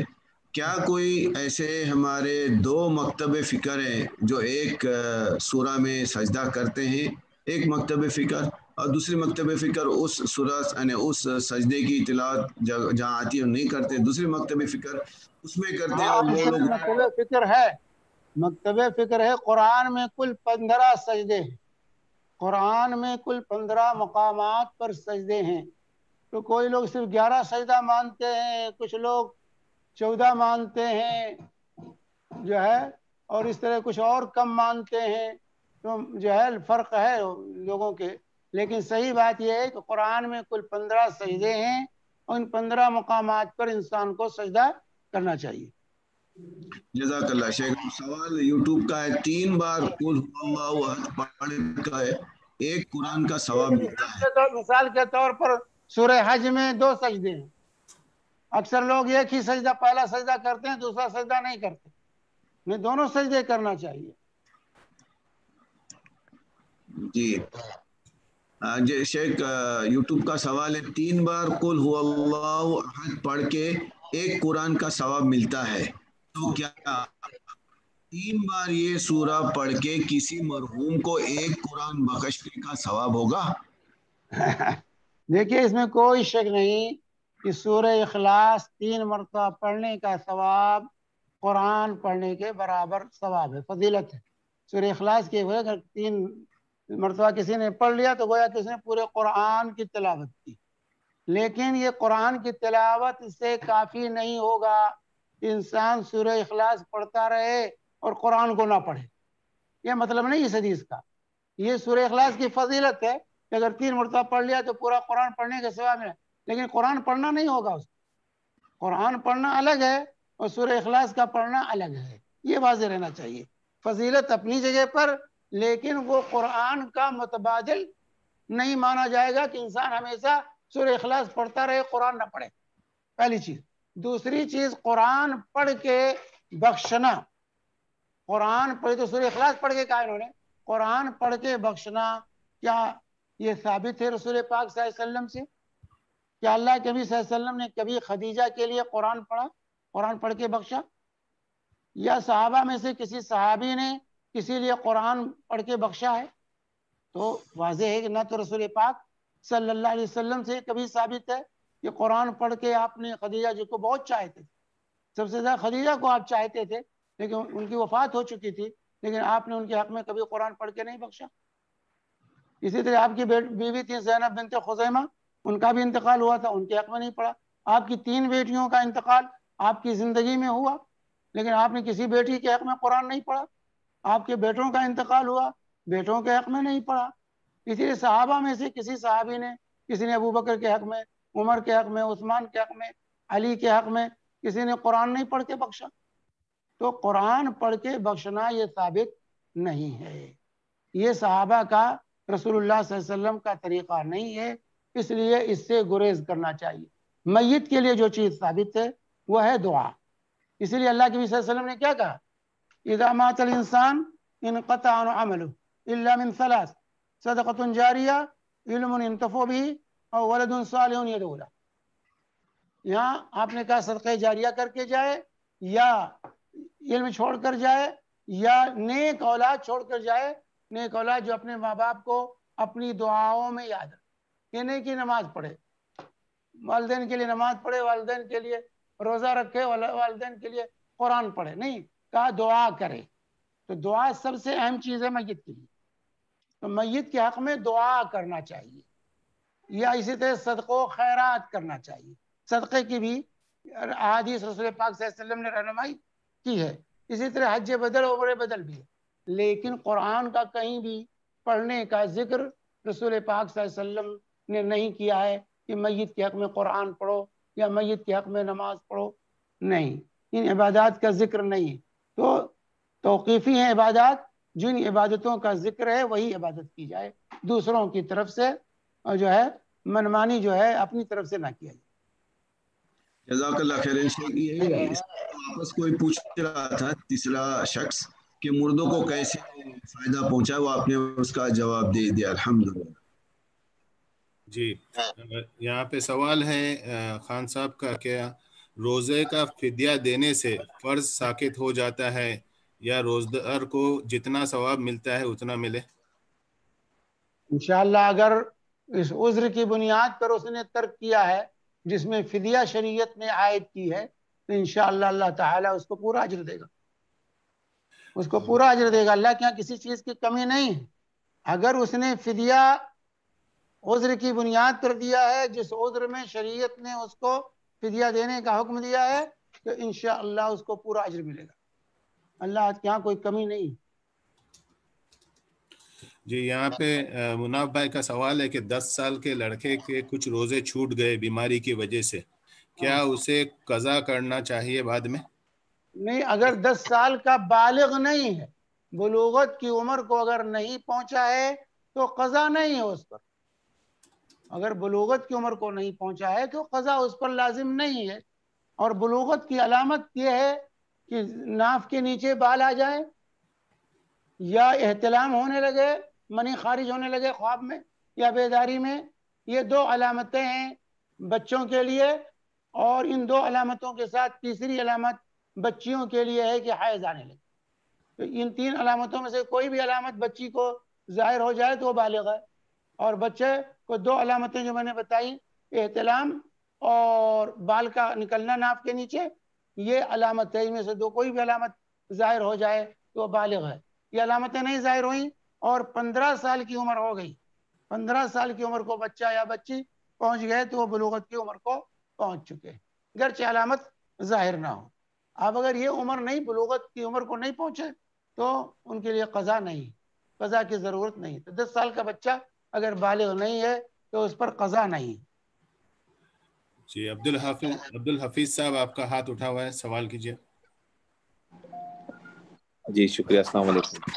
وعلیکم السلام ورحمۃ اللہ. جی، یہ میرا سوال یہ تھا کہ جب قرآن میں اگر فرض نماز کی مقدار بتائی گئی کہ جو نا کون سے وقت پہ کتنے رکعت پڑھنا ہے، تو یہ سنت اور اپنے واجب نمازوں کا تو ذکر نہیں ہے قرآن میں جہاں تک مجھے پتا ہے. تو کیا یہ ضروری تھا کہ یہ ایڈیشنل نمازیں بھی پڑھنا؟ ہاں میرے بھائی، دیکھیے ہمارے لیے اللہ تعالیٰ نے قرآن میں کیا کہا؟ ما آتاکم الرسول فخذوہ وما نہاکم عنہ فانتہوا. جو رسول پاک صلی اللہ علیہ وسلم نے دے اسے لے لو، جسے روک دیں رک جاؤ. تو صرف قرآن نہیں ہمارے لیے ہے. اللہ کی فرماتے ہیں اوتیت القرآن ومثلہ معہ، میں قرآن دیا گیا اور اس کے مثل اور دیا گیا. تو قرآن میں تو فرض نمازوں کا بھی کوئی ذکر نہیں ہے. قرآن میں کہاں 5 وقت لکھا ہوا ہے؟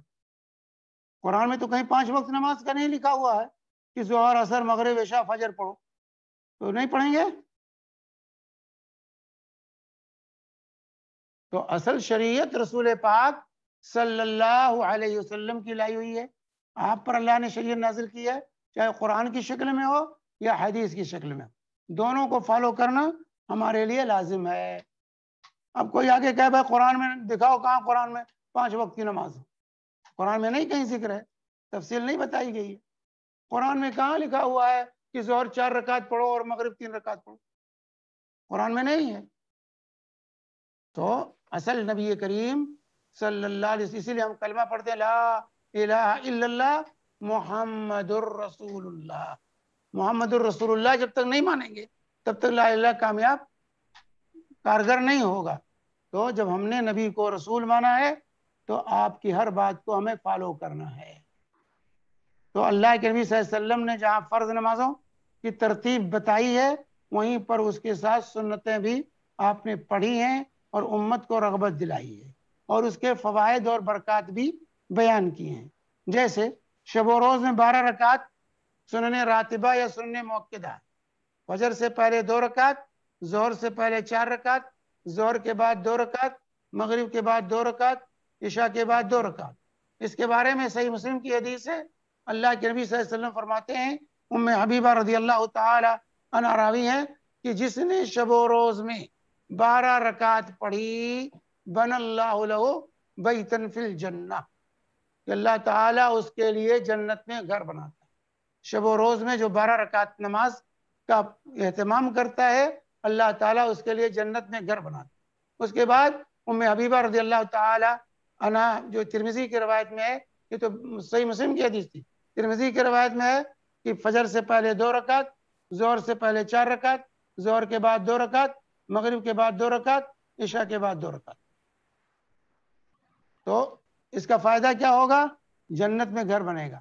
اس کا فائدہ اللہ کی دوسری حدیث، اللہ کے نبی صلی اللہ علیہ وسلم فرماتے ہیں قیامت کے دن بندے کا حساب ہوگا اور فرائض میں کمی ہوگی تو اللہ تعالیٰ کہے گا دیکھو میرے بندے کے نامہ اعمال میں کچھ نوافل بھی ہیں، فرض کے علاوہ بھی کچھ عبادتیں سے کی ہے، فرض نمازوں کے علاوہ بھی نمازیں پڑھی ہیں، فرض روزوں کے علاوہ بھی روزہ رکھا ہے، فرض حج کے علاوہ بھی کوئی حج کیا ہے.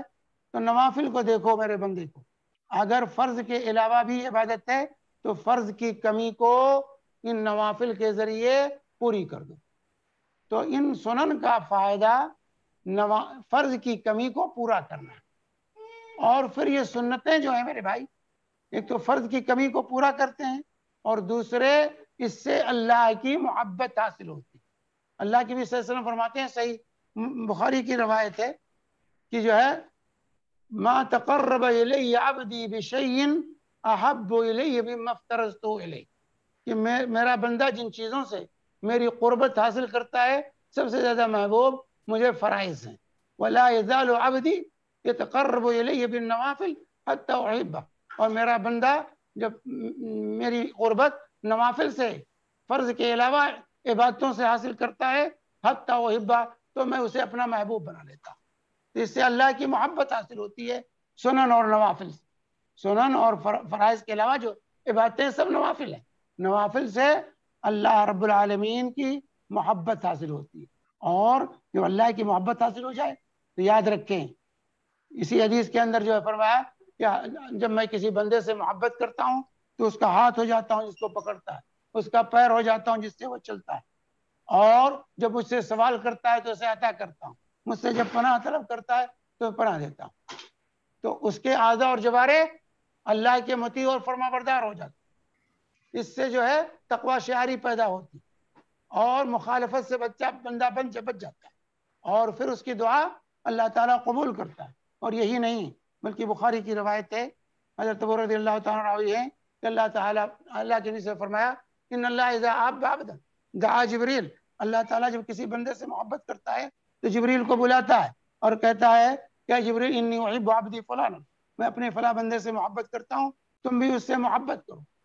تو فرشتے جبریل اس سے محبت کرتے ہیں، پھر جبریل اعلان کرتے ہیں कि इन अल्लाह युहिब्बु अब्दहु फलान फअहिब्बु, फरिश्तों से कहते हैं जिब्रील कि अल्लाह ताला अपने फला बंदे से मोहब्बत करता है, अल्लाह के फरिश्तों तुम मुझसे मोहब्बत करो, तमाम फरिश्ते उससे मोहब्बत करने लगते हैं।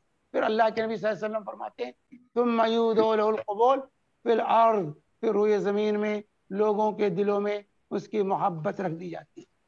तो ये है सुनन और नवाफिल के फ़वाइद मेरे भाइयों, ये सुनन और नवाफिल के ये फ़वाइद हैं, इसको बेकार नहीं समझना चाहिए। इसीलिए अल्लाह के नबी सल्लल्लाहु अलैहि वसल्लम ने इन सुन्नतों पर मुदावमत की है, इसकी तरफ हमें रग़बत दिलाया है, उसका एहतमाम करना चाहिए। ये नहीं कि सिर्फ फ़र्ज़ करेंगे। हम में से कौन दावा कर सकता है कि फ़र्ज़ जैसा अल्लाह को मतलूब है उसी तरह हम अदा कर लेते हैं, हमारे अमल में कोताही नहीं होती। इसलिए फ़राइज़ के साथ साथ सुनन का एहतमाम ये लाजिम और ज़रूरी है, और ख़ास तौर से जो सुनन रातिबा और सुनन मुअक्कदा हैं उनको जानबूझकर नहीं छोड़ना चाहिए। अल्लामा इब्न तैमिया और इमाम नववी वगैरह ने लिखा है जो सुन्नत मुअक्कदा का तारीख हो उसकी शहादत मरदूद है। अल्लामा इब्न तैमिया और इमाम नववी लिखते हैं कि जो सुनन मुअक्कदा का तारीख हो इस्लामी अदालत में उसकी शहादत जो है मरदूद होगी।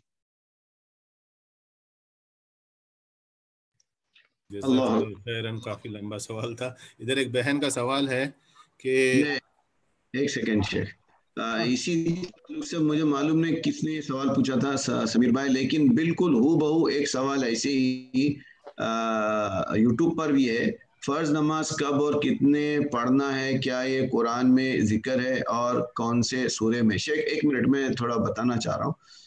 हमारे जितने भी सामीन कराम जो सिर्फ सुन रहे हैं और जितने व्यूअर्स हैं जिसको देख रहे हैं, हम दोनों से मुअद्दबना और इल्तिमास करना चाहते हैं कि जिसने एक सवाल पूछा तो हम उसका अगर दूसरा सवाल है तो जब तक कि दूसरे सभी के जवाबात सवालात नहीं होते हम उसका दूसरा सवाल नहीं पूछेंगे, क्योंकि इस वक्त यूट्यूब पर 50 पे 2 लोग या 50 पे 3 लोग हैं।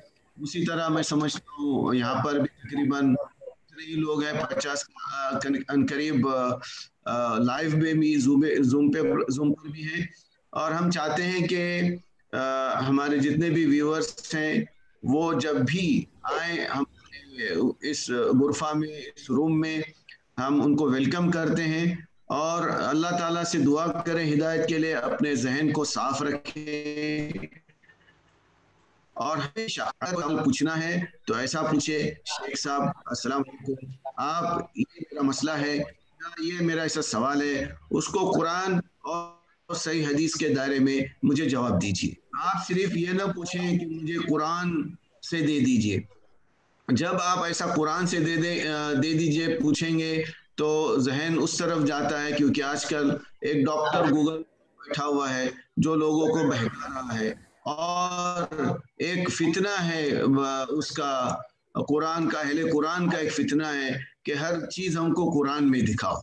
हमारा जहन उस तरफ जाता है। अल्लाह न करे हमारे व्यूअर्स में और हमारे सामीन में कोई ऐसा शख्स हो जो इस घनावनी चीज की तरफ गया हो। हमें यहाँ पर मेरे लिए भी है, मेरे बाल बच्चों के लिए भी है, मेरे फैमिली, दोस्त अहबाब और खासकर इस बाबरकत महफिल में जितने लोग आए हैं उनके लिए मेरा कहना है कि जब भी आप सवाल करो तो इस तरीके से करो। और हमारे पास में काफ़ी सारे सवालात हैं कि बगैर वज़ू के क्या हम कुरान सुन सकते हैं, क्या मर्द लोग को वज़ू करने की ज़रूरत है, क्या जब वो अपना मोबाइल से कुरान सुन सकते हैं, पढ़ सकते हैं।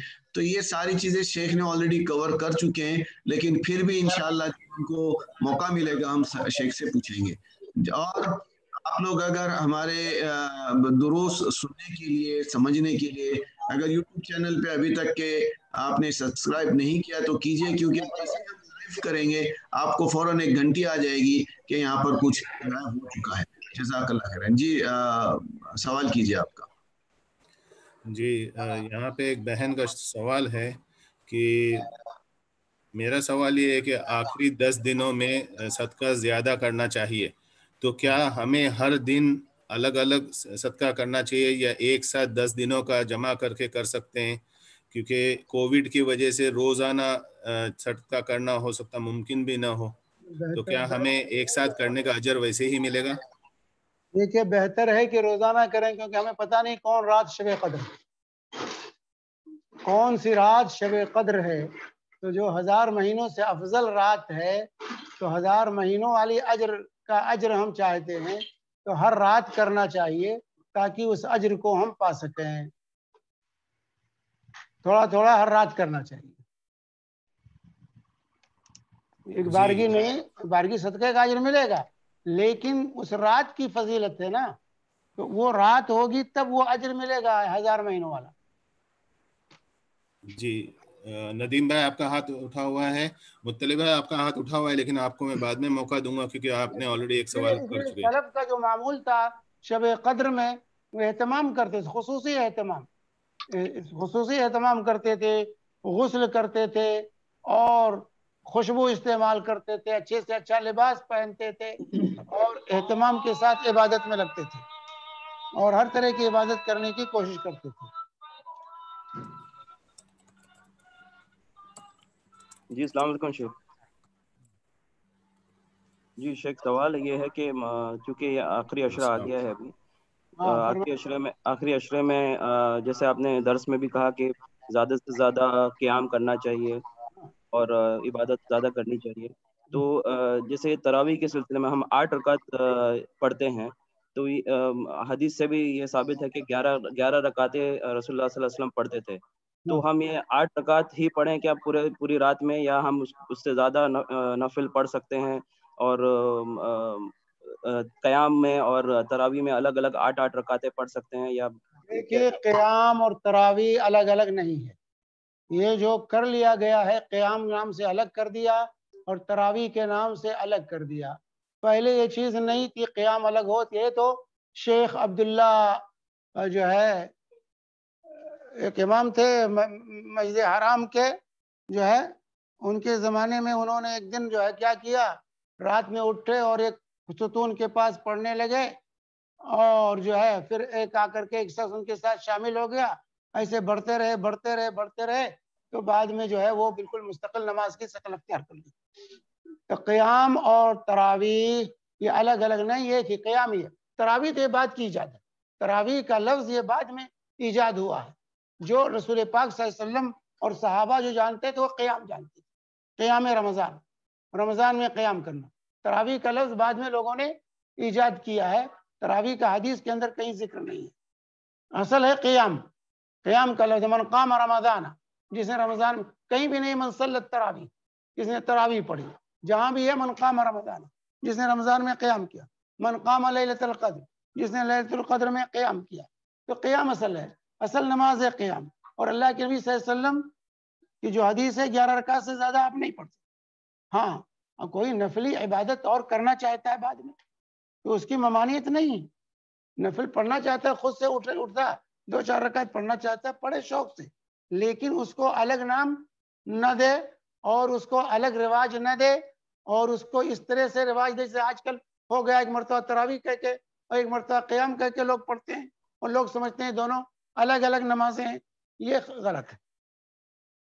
آپ تراویح پڑھ کے سو گئے، رات میں اٹھے 2-4 رکعت پڑھنا چاہتے ہیں، شوق سے نفل کی حیثیت سے پڑھ لیجیے، لیکن اس کو ایسی شکل نہ دیجیے کہ وہ سنت بن جائے. جیسے آج سنت بن گئی ہے، یہ شکل مت دیجیے، اس کو سنت نہ بنائیے. جزاک اللہ خیر شیخ. جزاک اللہ خیر شیخ. مثال کے طور پر آپ نے 4 رکعت عشاء کے بعد پڑھ لی، 4 رکعت آخری شب میں اٹھ کے پڑھ لی، کوئی بات نہیں. پوری رات یہ قیام کی رات ہے. کچھ رکعتیں شروع میں پڑھ لی، کچھ رکعتیں آخر میں پڑھ لی. اللہ کے نبی صلی اللہ علیہ وسلم بھی ایسا کرتے تھے، کچھ رکعتیں پہلے پڑھ لیتے تھے، کچھ رکعتیں کبھی آخر میں پڑھتے تھے. 8 رکعت کے لیے جو ہے وہ ہے، لیکن کوئی دوسرے نفلات کرنے نہیں. معاف کیجیے شیخ.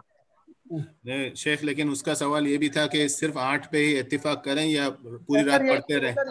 بہتر یہی ہے کہ سنت رسول پر اتفاق کیا، اسی کو پڑھیں. ذرا طول قیام کے ساتھ پڑھیں، قیام کی طرح پڑھیں. صرف جو ہے کوے کی ٹھونگ نہ ماریں زمین پر. قیام پڑھیں جیسے صحابہ ہر ایک رکعت میں 100 آیتیں پڑھتے، 100 آیتیں ایک رکعت میں پڑھتے. اللہ کے نبی صلی اللہ علیہ وسلم ایک رکعت میں 5 پارے پڑھ جاتے.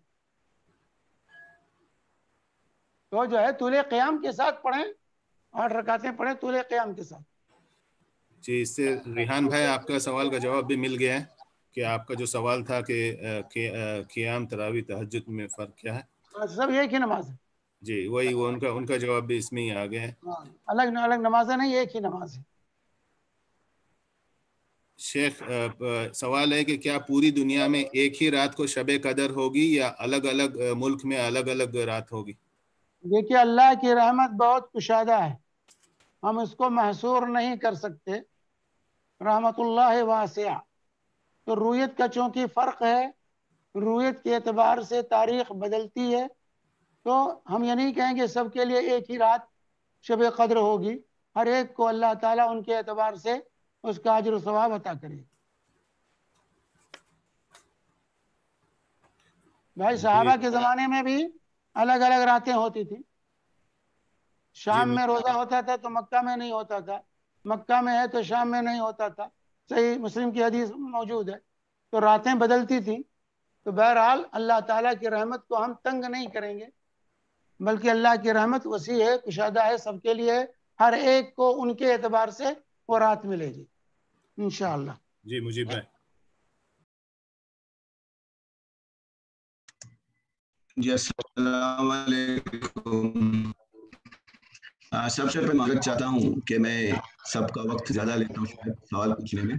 शेख साहब, एक सवाल बार बार पूरी रातें जागते हैं, पूरा अशरा जागते हैं, हर रात को जागते हैं, तो रूयत का फ़र्क भी हो तब भी सबको रात मिल जाएगी, तब भी सबको रात मिल जाएगी, रात नहीं छूटेगी।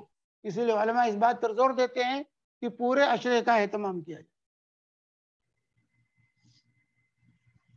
जी शेख, सवाल एक इस तरीके से आया है कि हालांकि इसका जवाब या इस टॉपिक पर आपने ऑलरेडी कहे हैं कि रोज़े में अगर एहतिलाम हो जाए तो क्या रोज़ा टूट जाएगा?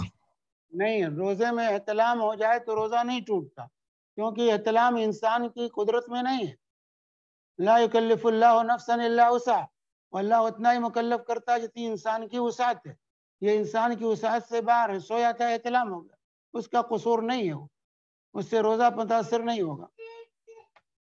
जज़ाकल्लाह खैरन शेख। दूसरा सवाल है, मैं थोड़ा क्विक 2-3 सवाल पूछ रहा हूँ। क्या कूपन से ज़कातुल फित्र देने वाला जो तरीका सही है, क्या इस लॉकडाउन में इसको अपना सकते हैं? कूपन से ज़कातुल फित्र, कूपन से ये आजकल जैसा हम जो फित्रा जो देते हैं ना, फित्रा हम चावल 3.25 किलो या 2.25 किलो या जो भी है, और हम चावल देते थे, या फिर कोई मदरसे में पैसा जमा करते थे, फिर वो लोग चावल लेते थे। तो आजकल एक कूपन निकला कि आप ये कूपन खरीदो, आपका फित्रा अदा हो जाएगा। अगर ये कूपन इशू करने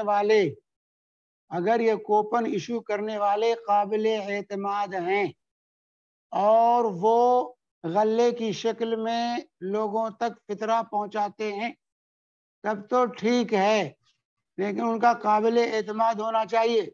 बहुत से लोग जाली कूपन भी छपा करके पैसे वसूल करते हैं। जैसे बहुत से लोग मक्का में पकड़े गए जो हज का कूपन बांटते, छपा के इंडिया से लाते थे और हज का कूपन कुर्बानी का कूपन बांटते थे। कितने लोग पकड़े गए। तो इसलिए इन कूपनों पर एतमाद जब तक ना हो जाए उसका एतबार न किया जाए।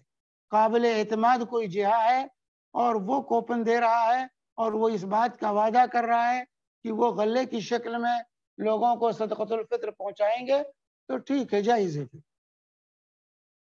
जी शेख, एक सवाल आया जो जरूरी भी है, वो ये है कि मेरे भाई को बेबी गर्ल हुई है और अकीका करने के लिए कोई बकरा नहीं मिल रहा है, तो इस सूरत में क्या हम दें? बकरा नहीं मिल रहा है? हाँ, ये अभी लॉकडाउन का चक्कर है ना, कोई ऐसी बात होगी जो उनको बकरा नहीं मिल रहा हो। बकरा नहीं मिल रहा है तो बाद में अकीका कर लीजिएगा, अभी नहीं तो बाद में, तो मुअख्खर कर दीजिए अकीके को। क्या वो बाल कटवा सकते हैं, ये हाँ, सवाल है। बाल तो 7वें दिन काटना है, चाहे अकीका हो या अकीका ना हो। बाल 7वें दिन काट दें और अकीका जब मौका मिलेगा तो आप कीजिएगा। शेख, रमजान में اس طریقے سے کرتے ہیں، اللہ رمضان کی رحمت سے سارے مرحوموں کی مغفرت فرمائے، کیا یہ درست ہے؟ رمضان کی برکت سے ہاں، سوال ایسا ہے، کیا اس طریقے کی دعا کی جا سکتی ہے؟ سوال کیا اللہ رمضان کی رحمت سے سارے مرحوموں کی مغفرت فرمائے؟ رمضان کی رحمت سے تمام مسلمانوں کی مغفرت فرمائے، اللہ اپنی رحمت سے تمام، رحمت تو اللہ کی ہے نا، رمضان کی رحمت نہیں ہے، اللہ کی رحمت ہے، جو اس نے رمضان میں جو خوبی رکھی ہے اللہ نے رکھی، تو دعا کرنی چاہیے اللہ اپنی رحمت کے صدقے میں، اپنی رحمت کے وسیلے سے جو ہے تمام لوگوں کی مغفرت فرمائے، اللہ کی رحمت کا حوالہ دینا چاہیے، جی، اللہ کے اسماء و صفات کا وسیلہ۔ جی جزاک اللہ خیرن شیخ۔ اب اس میں ایک ٹیکسٹ جو آیا ہے وہ ہے مرحوموں، مرحوم بولے تو آلریڈی اس کے اوپر رحم آ چکی ہے، کہنا یہ سوال الگ ہے کہ کیا کسی کو مرحوم کہا جا سکتا ہے؟ ہمارے یہاں جو بر صغیر میں استعمال ہوتا ہے مرحوم، میت کے معنی میں، مرحوم کا معنی مرا ہوا سمجھتے ہیں، حالانکہ مرحوم کا معنی ہے رحم کیا ہوا، رحم کیا ہوا، تو ہمیں کیا پتا کس پر رحم کیا گیا کس پر نہیں رحم کیا، اسی لیے علماء نے، شیخ ابن باز نے، شیخ عثیمین نے اور دیگر علماء نے، لجنہ دائمہ وغیرہ نے کہا کسی کو مرحوم نہیں کہا جا سکتا، کیونکہ کسی کو جنتی، مرحوم کہنے کا مطلب ہم اس کو جنتی کہہ رہے ہیں، کسی کو جنتی اور جہنمی کا ٹائٹل نہیں دیا جا سکتا الا ایک ہی جن کے بارے میں قرآن و حدیث میں مذکور ہے، انہی کو کہیں گے جنتی ہے یا جہنمی ہے، تو اس لیے کسی کو مرحوم ہم نہیں کہہ سکتے، اس کے لیے جو کلمہ ہے رحمت اللہ علیہ، فلاں رحمت اللہ علیہ یا فلاں رحمہ اللہ، رحمت کی دعا کرنی چاہیے، اللہ ان پر رحمت کرے، یہ دعائیہ کلمہ استعمال کرنا چاہیے میت کے لیے، لیکن لوگ بجائے دعائیہ کلمہ کے استعمال کرنے کے مرحوم لکھتے ہیں، مرحوم لکھنا صحیح نہیں۔ جزاک اللہ خیر۔ یوٹیوب کے ویورز کو ہم کہہ رہے ہیں کہ آپ کے بہت سارے سوالات ہیں، آپ صبر کیجئے، ایک ہی سوال کو دو تین مرتبہ نہ لکھیں، انشاءاللہ وقت ملنے پر آپ کا دوسرا تیسرا سوال بھی پوچھا جائے گا۔ شیخ، کیا تہجد کی نماز کے لیے ضروری ہے کہ آدمی سو کر اٹھے، یا اس کا کوئی وقت مخصوص ہے جس کے بعد قیام اللیل کو تہجد مانا جا سکتا ہے؟ اور کیا وتر کی نماز کے بعد کوئی نفل نماز پڑھی جا سکتی ہے؟ دیکھیے، جہاں تک سوال ہے تہجد، قیام، تراویح، صلاۃ اللیل، یہ سب ایک ہی نماز کے مختلف نام، صرف یہ اصطلاحات الگ ہیں۔ تہجد کہہ دیتے ہیں اس کو جب سو کے اٹھ کے پڑھتے ہیں تو کہتے ہیں تہجد ہے، حالانکہ وہ بھی قیام اللیل ہی ہے، اور اللہ کے نبی صلی اللہ علیہ وسلم رات کے مختلف حصے میں آپ نے نماز پڑھی ہے، شروع میں بھی پڑھا ہے، بیچ میں بھی پڑھی ہے، آخر شب میں بھی پڑھی ہے، تو یہ شرط لگانا کہ سو کے اٹھ کے پڑھیں گے تبھی وہ تہجد ہوگا یا تبھی وہ قیام اللیل ہوگا، یہ صحیح نہیں ہے، یہ صحیح نہیں ہے۔ تہجد، قیام اللیل، صلاۃ اللیل سب ایک ہی نماز ہے، اور اللہ کے نبی صلی اللہ علیہ وسلم سے جو ہے ہر وقت جو ہے شروع رات میں بھی پڑھی ہے، بیچ میں بھی پڑھی ہے، آخر میں بھی پڑھی ہے آپ نے نماز، تو ایک ہی نماز کے مختلف نام ہیں۔ اور دوسرا اس میں جو سوال ہے، کیا دوسری چیز کیا پوچھی انہوں نے؟ دوسرا ہے کیا وتر کی نماز کے بعد کوئی نفل نماز پڑھی جا سکتی ہے؟ نماز کے بعد نوافل پڑھ سکتے ہیں، عادت نہیں بنانی چاہیے، عادت یہ ہونی چاہیے کہ وتر کی نماز آخری نماز ہو، جیسا کہ اللہ کے نبی صلی اللہ علیہ وسلم کی حدیث ہے اجعلوا آخر صلاتکم باللیل وترا، ابو داؤد، ترمذی وغیرہ کی صحیح حدیث ہے کہ رات کی آخری نماز وتر کو بناؤ، لیکن اگر انسان وتر پڑھ لیا اور پڑھنے کے بعد پھر اس کی نیند کھلی اور کچھ رکعتیں پڑھنا چاہتا ہے تو وہ پڑھ سکتا ہے، جیسا کہ صحیح مسلم کی حدیث ہے، حضرت عائشہ صدیقہ رضی اللہ تعالی عنہ بیان کرتی ہیں کہ اللہ کے نبی صلی اللہ علیہ وسلم نے وتر کے بعد 2 رکعت نماز ادا کی، تو یہ بیان جواز کے لیے تھا وتر کے بعد، کہ بسا اوقات کسی کو ضرورت پڑ جائے پڑھنے کی تو وہ پڑھ سکتا ہے۔ دعا کا صحیح طریقہ کیا ہے؟ دعا کیسے کریں؟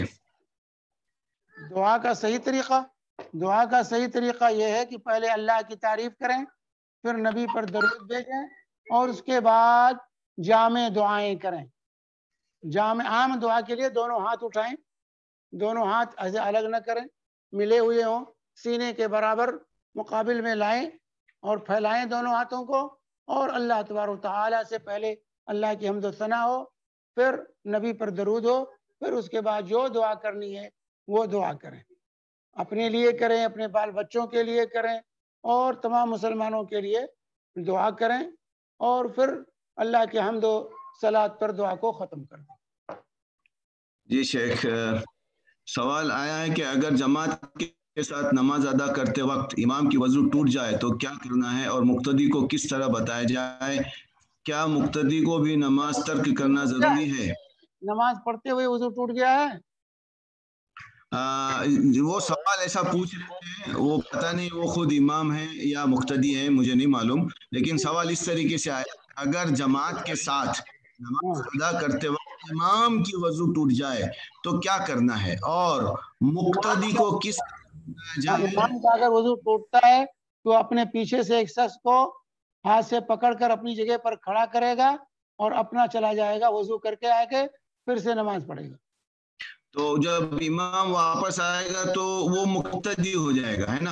امام جب آئے گا تو وہ مقتدی ہو کے نماز پڑھے گا. ہاں، اور کیا مقتدی کو بھی نماز ترک کرنا ضروری ہے ان کا؟ اور اسی میں سوال ہے. ہاں، تو اگر جس کا بھی وضو ٹوٹ جائے اس پر لازم ہے کہ نماز فوراً بند کر دے، کیونکہ وضو ٹوٹنے کے بعد نماز پڑھنا یا اللہ سے مذاق کرنا. اسی لیے اللہ کے نبی صلی اللہ علیہ وسلم کی حدیث ہے، جب تم میں سے کسی کا وضو ٹوٹ جائے نماز کے دوران تو اپنے ناک پر ہاتھ رکھے اور وہ فوراً چلا جائے واپس، نماز چھوڑ دے. بغیر وضو کے نماز پڑھنا جائز نہیں. تو امام کا ٹوٹے وضو یا مقتدی کا وضو ٹوٹے، وہ فوراً جو ہے نماز توڑے اور نماز چھوڑے اور ناک پر ہاتھ رکھے تاکہ پردہ پوشی ہو جائے کہ گویا کہ نکسیر پھوٹ گئی ہے، کوئی عارضہ پیش آ گیا.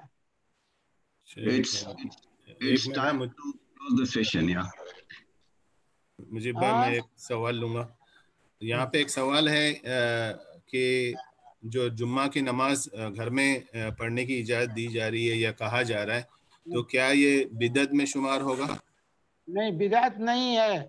یہ کہنا گھر میں جمعہ پڑھنا بدعت ہے جب مسجدیں بند ہوں. جب مسجدیں بند ہوں، مسجدوں میں دروازے بند ہوں لوگوں کے لیے، تو ایسی صورت میں جہاں بھی جماعت ہو سکتی ہے، مقیم لوگ ہیں وہ جمعہ قائم کریں گے. جیسا کہ اللہ جو ہے جمعہ کے لیے جو چیز شرط ہے، آبادی ہو، مقیم لوگ ہوں، اور دوسری شرط یہ ہے کہ جماعت ہو. جماعت مسجد کا ہونا شرط نہیں. جمہور علماء امت کے نزدیک جمعہ کے لیے مسجد کا ہونا شرط نہیں. نہ امام ابو حنیفہ کے ہاں، نہ امام شافعی کے ہاں، نہ امام مالک یا امام احمد بن حنبل کے ہاں.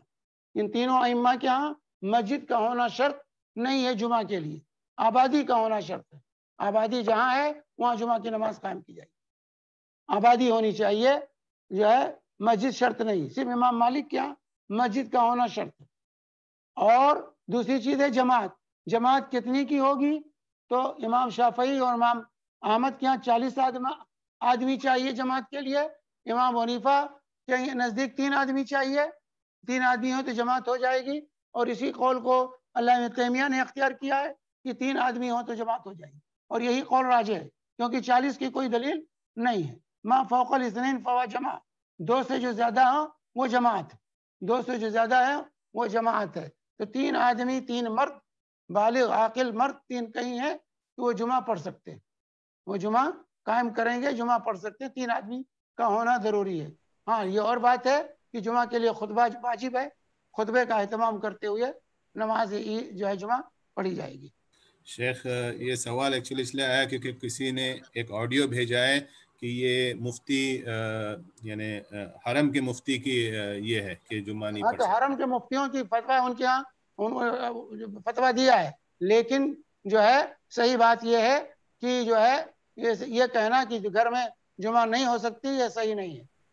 شیخ میں تھوڑا سا اس پہ بولنا پسند کروں گا، وہ یہ ہے کہ وہ جو صرف آڈیو آیا ہے، ہمیں کہیں سے بھی وہ حرم کے مفتی نے کہا ہے یا سعودی عرب کے مفتی نے کہا ہے، اس کی کوئی دلیل نہیں ہے، صرف آڈیو چل رہا ہے اور لوگوں نے اس کو جو ہے نا اندھادھند لوگوں تک پہنچایا. مجھے بھی 10 لوگوں نے پوچھا، میں نے کسی کا جواب نہیں کسی دیا. نے بھی کہا ہو، دیکھیے اگر جمعہ کی نماز قائم ہو رہی ہے تو پھر ہم کہیں گے گھر میں جمعہ پڑھنا بدعت ہے. جمعہ کی نماز آپ کے شہر میں قائم ہو رہی ہے، پھر آپ مسجد چھوڑ کر گھر میں پڑھ رہے ہیں تو یہ بدعت ہے، اس میں کوئی شک نہیں. لیکن جمعہ سرے سے ہے ہی نہیں، اور جیسے آج کل کے حالات ہیں، تو ایسی صورت میں جہاں بھی آپ جماعت ہو سکتی ہے 3 آدمی کی، وہاں جمعہ پڑھیں گے.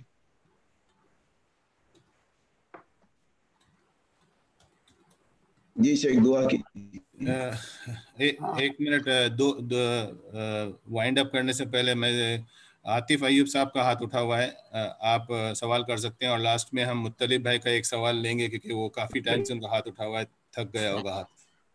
ٹھیک ہے حاضر. السلام علیکم ورحمۃ اللہ. وعلیکم السلام ورحمۃ اللہ وبرکاتہ. شیخ اگر صرف گھر میں مرد ہے اور زوجہ ہے، وہ جمعہ نہیں کر سکتے؟ کچھ ظہر پڑھیں گے، ظہر کی نماز پڑھیں گے، جمعے کی ایک نماز مرد نہیں. ایک ہی عورت ہے، 3 مرد چاہیے، 3 عورتوں پر جمعہ فرض نہیں ہے. عورتوں کے ہونے کی وجہ سے جمعہ نہیں قائم کریں گے، جمعہ قائم کریں گے 3 یا 3 سے زیادہ مرد ہو. اچھا ٹھیک ہے، جزاک اللہ. حیاکم اللہ.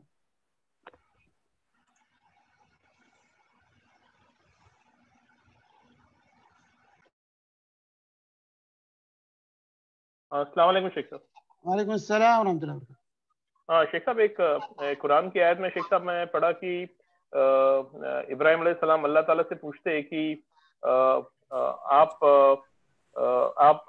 مرے ہو کو کیسا زندگی دے سکتے ہو، تو اللہ تعالیٰ فرماتے کہ کیا تم مجھ پر یقین نہیں کرتے ہو. تو بعد میں پھر ابراہیم علیہ السلام بولتے کہ نہیں، میرا یقین اور اچھا ہونے کے لیے میں سوال کر رہا ہوں. تو پھر وہ بولتے کہ 4 چڑیا لے کے تو اس لیے شیخ صاحب میرا سوال ہے کہ کیا ہم لوگ بھی دعا میں ایسا بول سکتے ہیں شیخ صاحب کہ ہاں ہمارا اللہ پہ یقین ہے، لیکن پھر بھی یقین اور اسٹرانگ ہونے کے لیے یا اللہ تو ہماری یہ دعا قبول کر، تو یہ دعا ہم کر سکتے ہیں شیخ صاحب؟ جزاک اللہ. وہاں جو حضرت ابراہیم علیہ السلام نے اللہ سے کہا تھا لیطمئن قلبی، کیونکہ دلیل جس قدر زیادہ ہوگی، علم جس کی روشنی میں جو بات ہوگی، اس سے دل کو میں یقین کا اضافہ ہوگا. اس لیے سیدنا ابراہیم کو یقین تھا کہ اللہ مردوں کو زندہ کرنے پر قادر ہے، وہ کرے گا، لیکن وہ جو اپنے علم میں اضافے کے لیے تاکہ اور یقین میں اضافہ ہو، اس لیے انہوں نے کہا کہ کیف تحیی الموتى، اے اللہ تو مردوں کو زندہ کیسے کرے گا؟ کیونکہ جس قدر علم میں دلیل میں اضافہ ہوگا اسی قدر یقین میں اضافہ ہوگا. اس لیے انہوں نے کہا تھا. تو آپ یہ کہتے تھے میں دعا میں کروں کہ اللہ میرے جو ہے دعا قبول کر لے تاکہ میرے یقین میں اضافہ ہو جائے. کہہ سکتے ہیں بھائی، کہہ سکتے ہیں، لیکن آپ کہیے مجھے یقین ہے.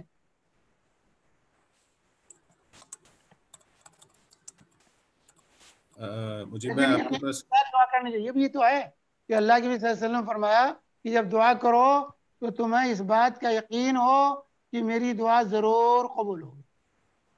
یہ دعا کے بارے میں ہے کہ اس یقین کے ساتھ دعا کریں کہ ہماری دعا رد نہیں ہوگی، ضرور قبول ہوگی. اور یاد رکھیں اگر الٹی سیدھی دعائیں نہیں ہیں تو اللہ تعالیٰ مومن کی دعا کو رد نہیں کرتا ہے، لیکن اس کی قبولیت کے 3 طریقے ہیں. یا تو وہی چیز دے دیتا ہے جو بندہ مانگتا ہے، یا اس کو ذخیرہ آخرت بنا دیتا ہے، یا اس کی جگہ پر اللہ تعالیٰ کوئی دوسری اچھی چیزیں دے دیتا ہے، یا کوئی بلا اس سے دور کر دیتا ہے. تو دعا ہمیشہ قبول ہوتی ہے انشاءاللہ. جی فیض بھائی کا ہاتھ بھی اٹھا ہوا تھا، میں نے نوٹ نہیں کیا تھا. فیض بھائی کو ذرا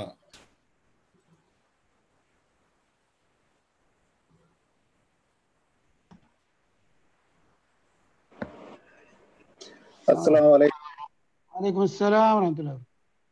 یہ سوال تو پہلے بھی آ چکا تھا، مگر ایک ضروری یہ ہے کہ یہ آج کل جو لاک ڈاؤن کی وجہ سے کچھ इंडिया में रेड अलर्ट एरिया बनाया गया है, वहां से लोग बाहर ना जा सकते ना अंदर आ सकते, ऐसे ऐसे वक्त में क्या ज़कातुल फितर कैसे अदा करना चाहिए? भाई अगर यानी घर से बिल्कुल निकलना बंद है, हाँ हाँ शेख, ये जो इंडिया में होता है, पड़ोस में भी नहीं दे सकते, कॉलोनी के अंदर से बाहर जा नहीं सकते या अंदर कोई नहीं आ सकता। हाँ तो अगर बाहर जो रेड रेड एरिया के बाहर कोई अगर आपका है अजीज है तो उसके जरिए से दिला दीजिए। अगर उसके बाहर कोई आपका पहचान का या कोई अजीज है तो उसके जरिए से दिला दीजिए, आप उन इलाकों में तकसीम करा दीजिए। इंशाल्लाह इंशाल्लाह। हाँ जज़ाकल्लाह खैर शेख। हयाकुमुल्लाह बारकल्लाह फीक। अस्सलाम वालेकुम शेख, जज़ाकल्लाह खैरन, अल्लाह ताला आपको जज़ाक खैर दे। और आप बड़े सब्र और तहम्मुल से हमारे सवालात को ले रहे हैं और तसल्ली बख्श माशाल्लाह जवाबात भी दे रहे हैं। जाके मैं और हमारे जितने भी यहाँ पर को होस्ट हैं, एडमिन हैं, हम आपको बार बार वही सवाल पूछ रहे हैं जिसको आज आप 5 हफ्तों से बता रहे हैं। बार बार सवाल इसलिए आ रहा है क्योंकि लोग नए आ रहे हैं, उनको नहीं मालूम, और हमारे अंदर जी, और हमारे अंदर हमारे जितने व्यूवर्स हैं वो हमारे यूट्यूब के चैनल पर जाएं और वहाँ पर शेख के जितने दुरूस हैं ये पूरे हफ्ते में देखें, आपको तकरीबन आपके सारे सवालों के जवाबात ऐसे ही मिल जाएंगे इंशाल्लाह। और अगर हमारी वजह से गुरफा यानी ये रूम लगाने की वजह से या किसी का वक्त ज़ाया होने की वजह से, भले एक ही सेकंड क्यों ना हो, तो मैं और तमाम एडमिन की तरफ से माजरत खा हूँ, और इंशाल्लाह हम दुआ करेंगे कि अल्लाह ताला आप सबको इसका अजर दे। जज़ाकल्लाह खैरन शेख, सुभानल्लाह बिहम्दिही, सुभानकल्लाहुम्मा बिहम्दिका, अशहदु अल्ला इलाहा इल्ला अंता, अस्तगफिरुका व अतूबु इलैक। जज़ाकुमुल्लाह खैर।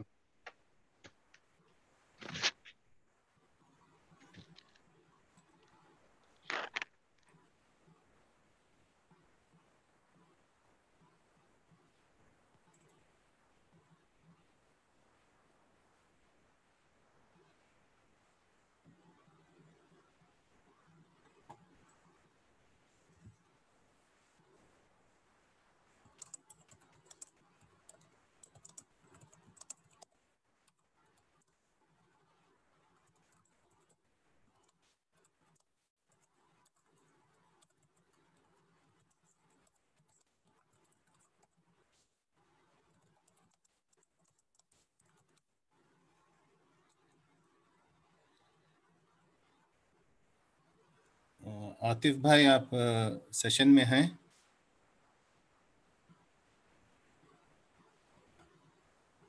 आतिफ लतीफ़ है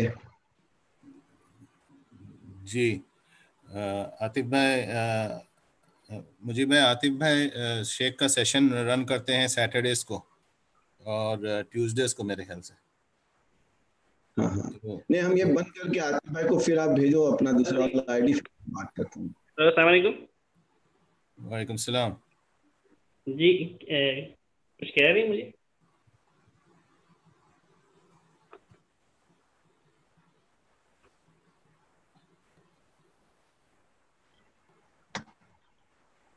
भाई आपकी आवाज अटक गई है। उन्होंने पूछा जी कुछ कह रहे हैं मुझे, ऐसा पूछा उन्होंने आपको। अस्सलाम वालेकुम सर। मुझे लाइव यूट्यूब को बंद कर दीजिएगा प्लीज।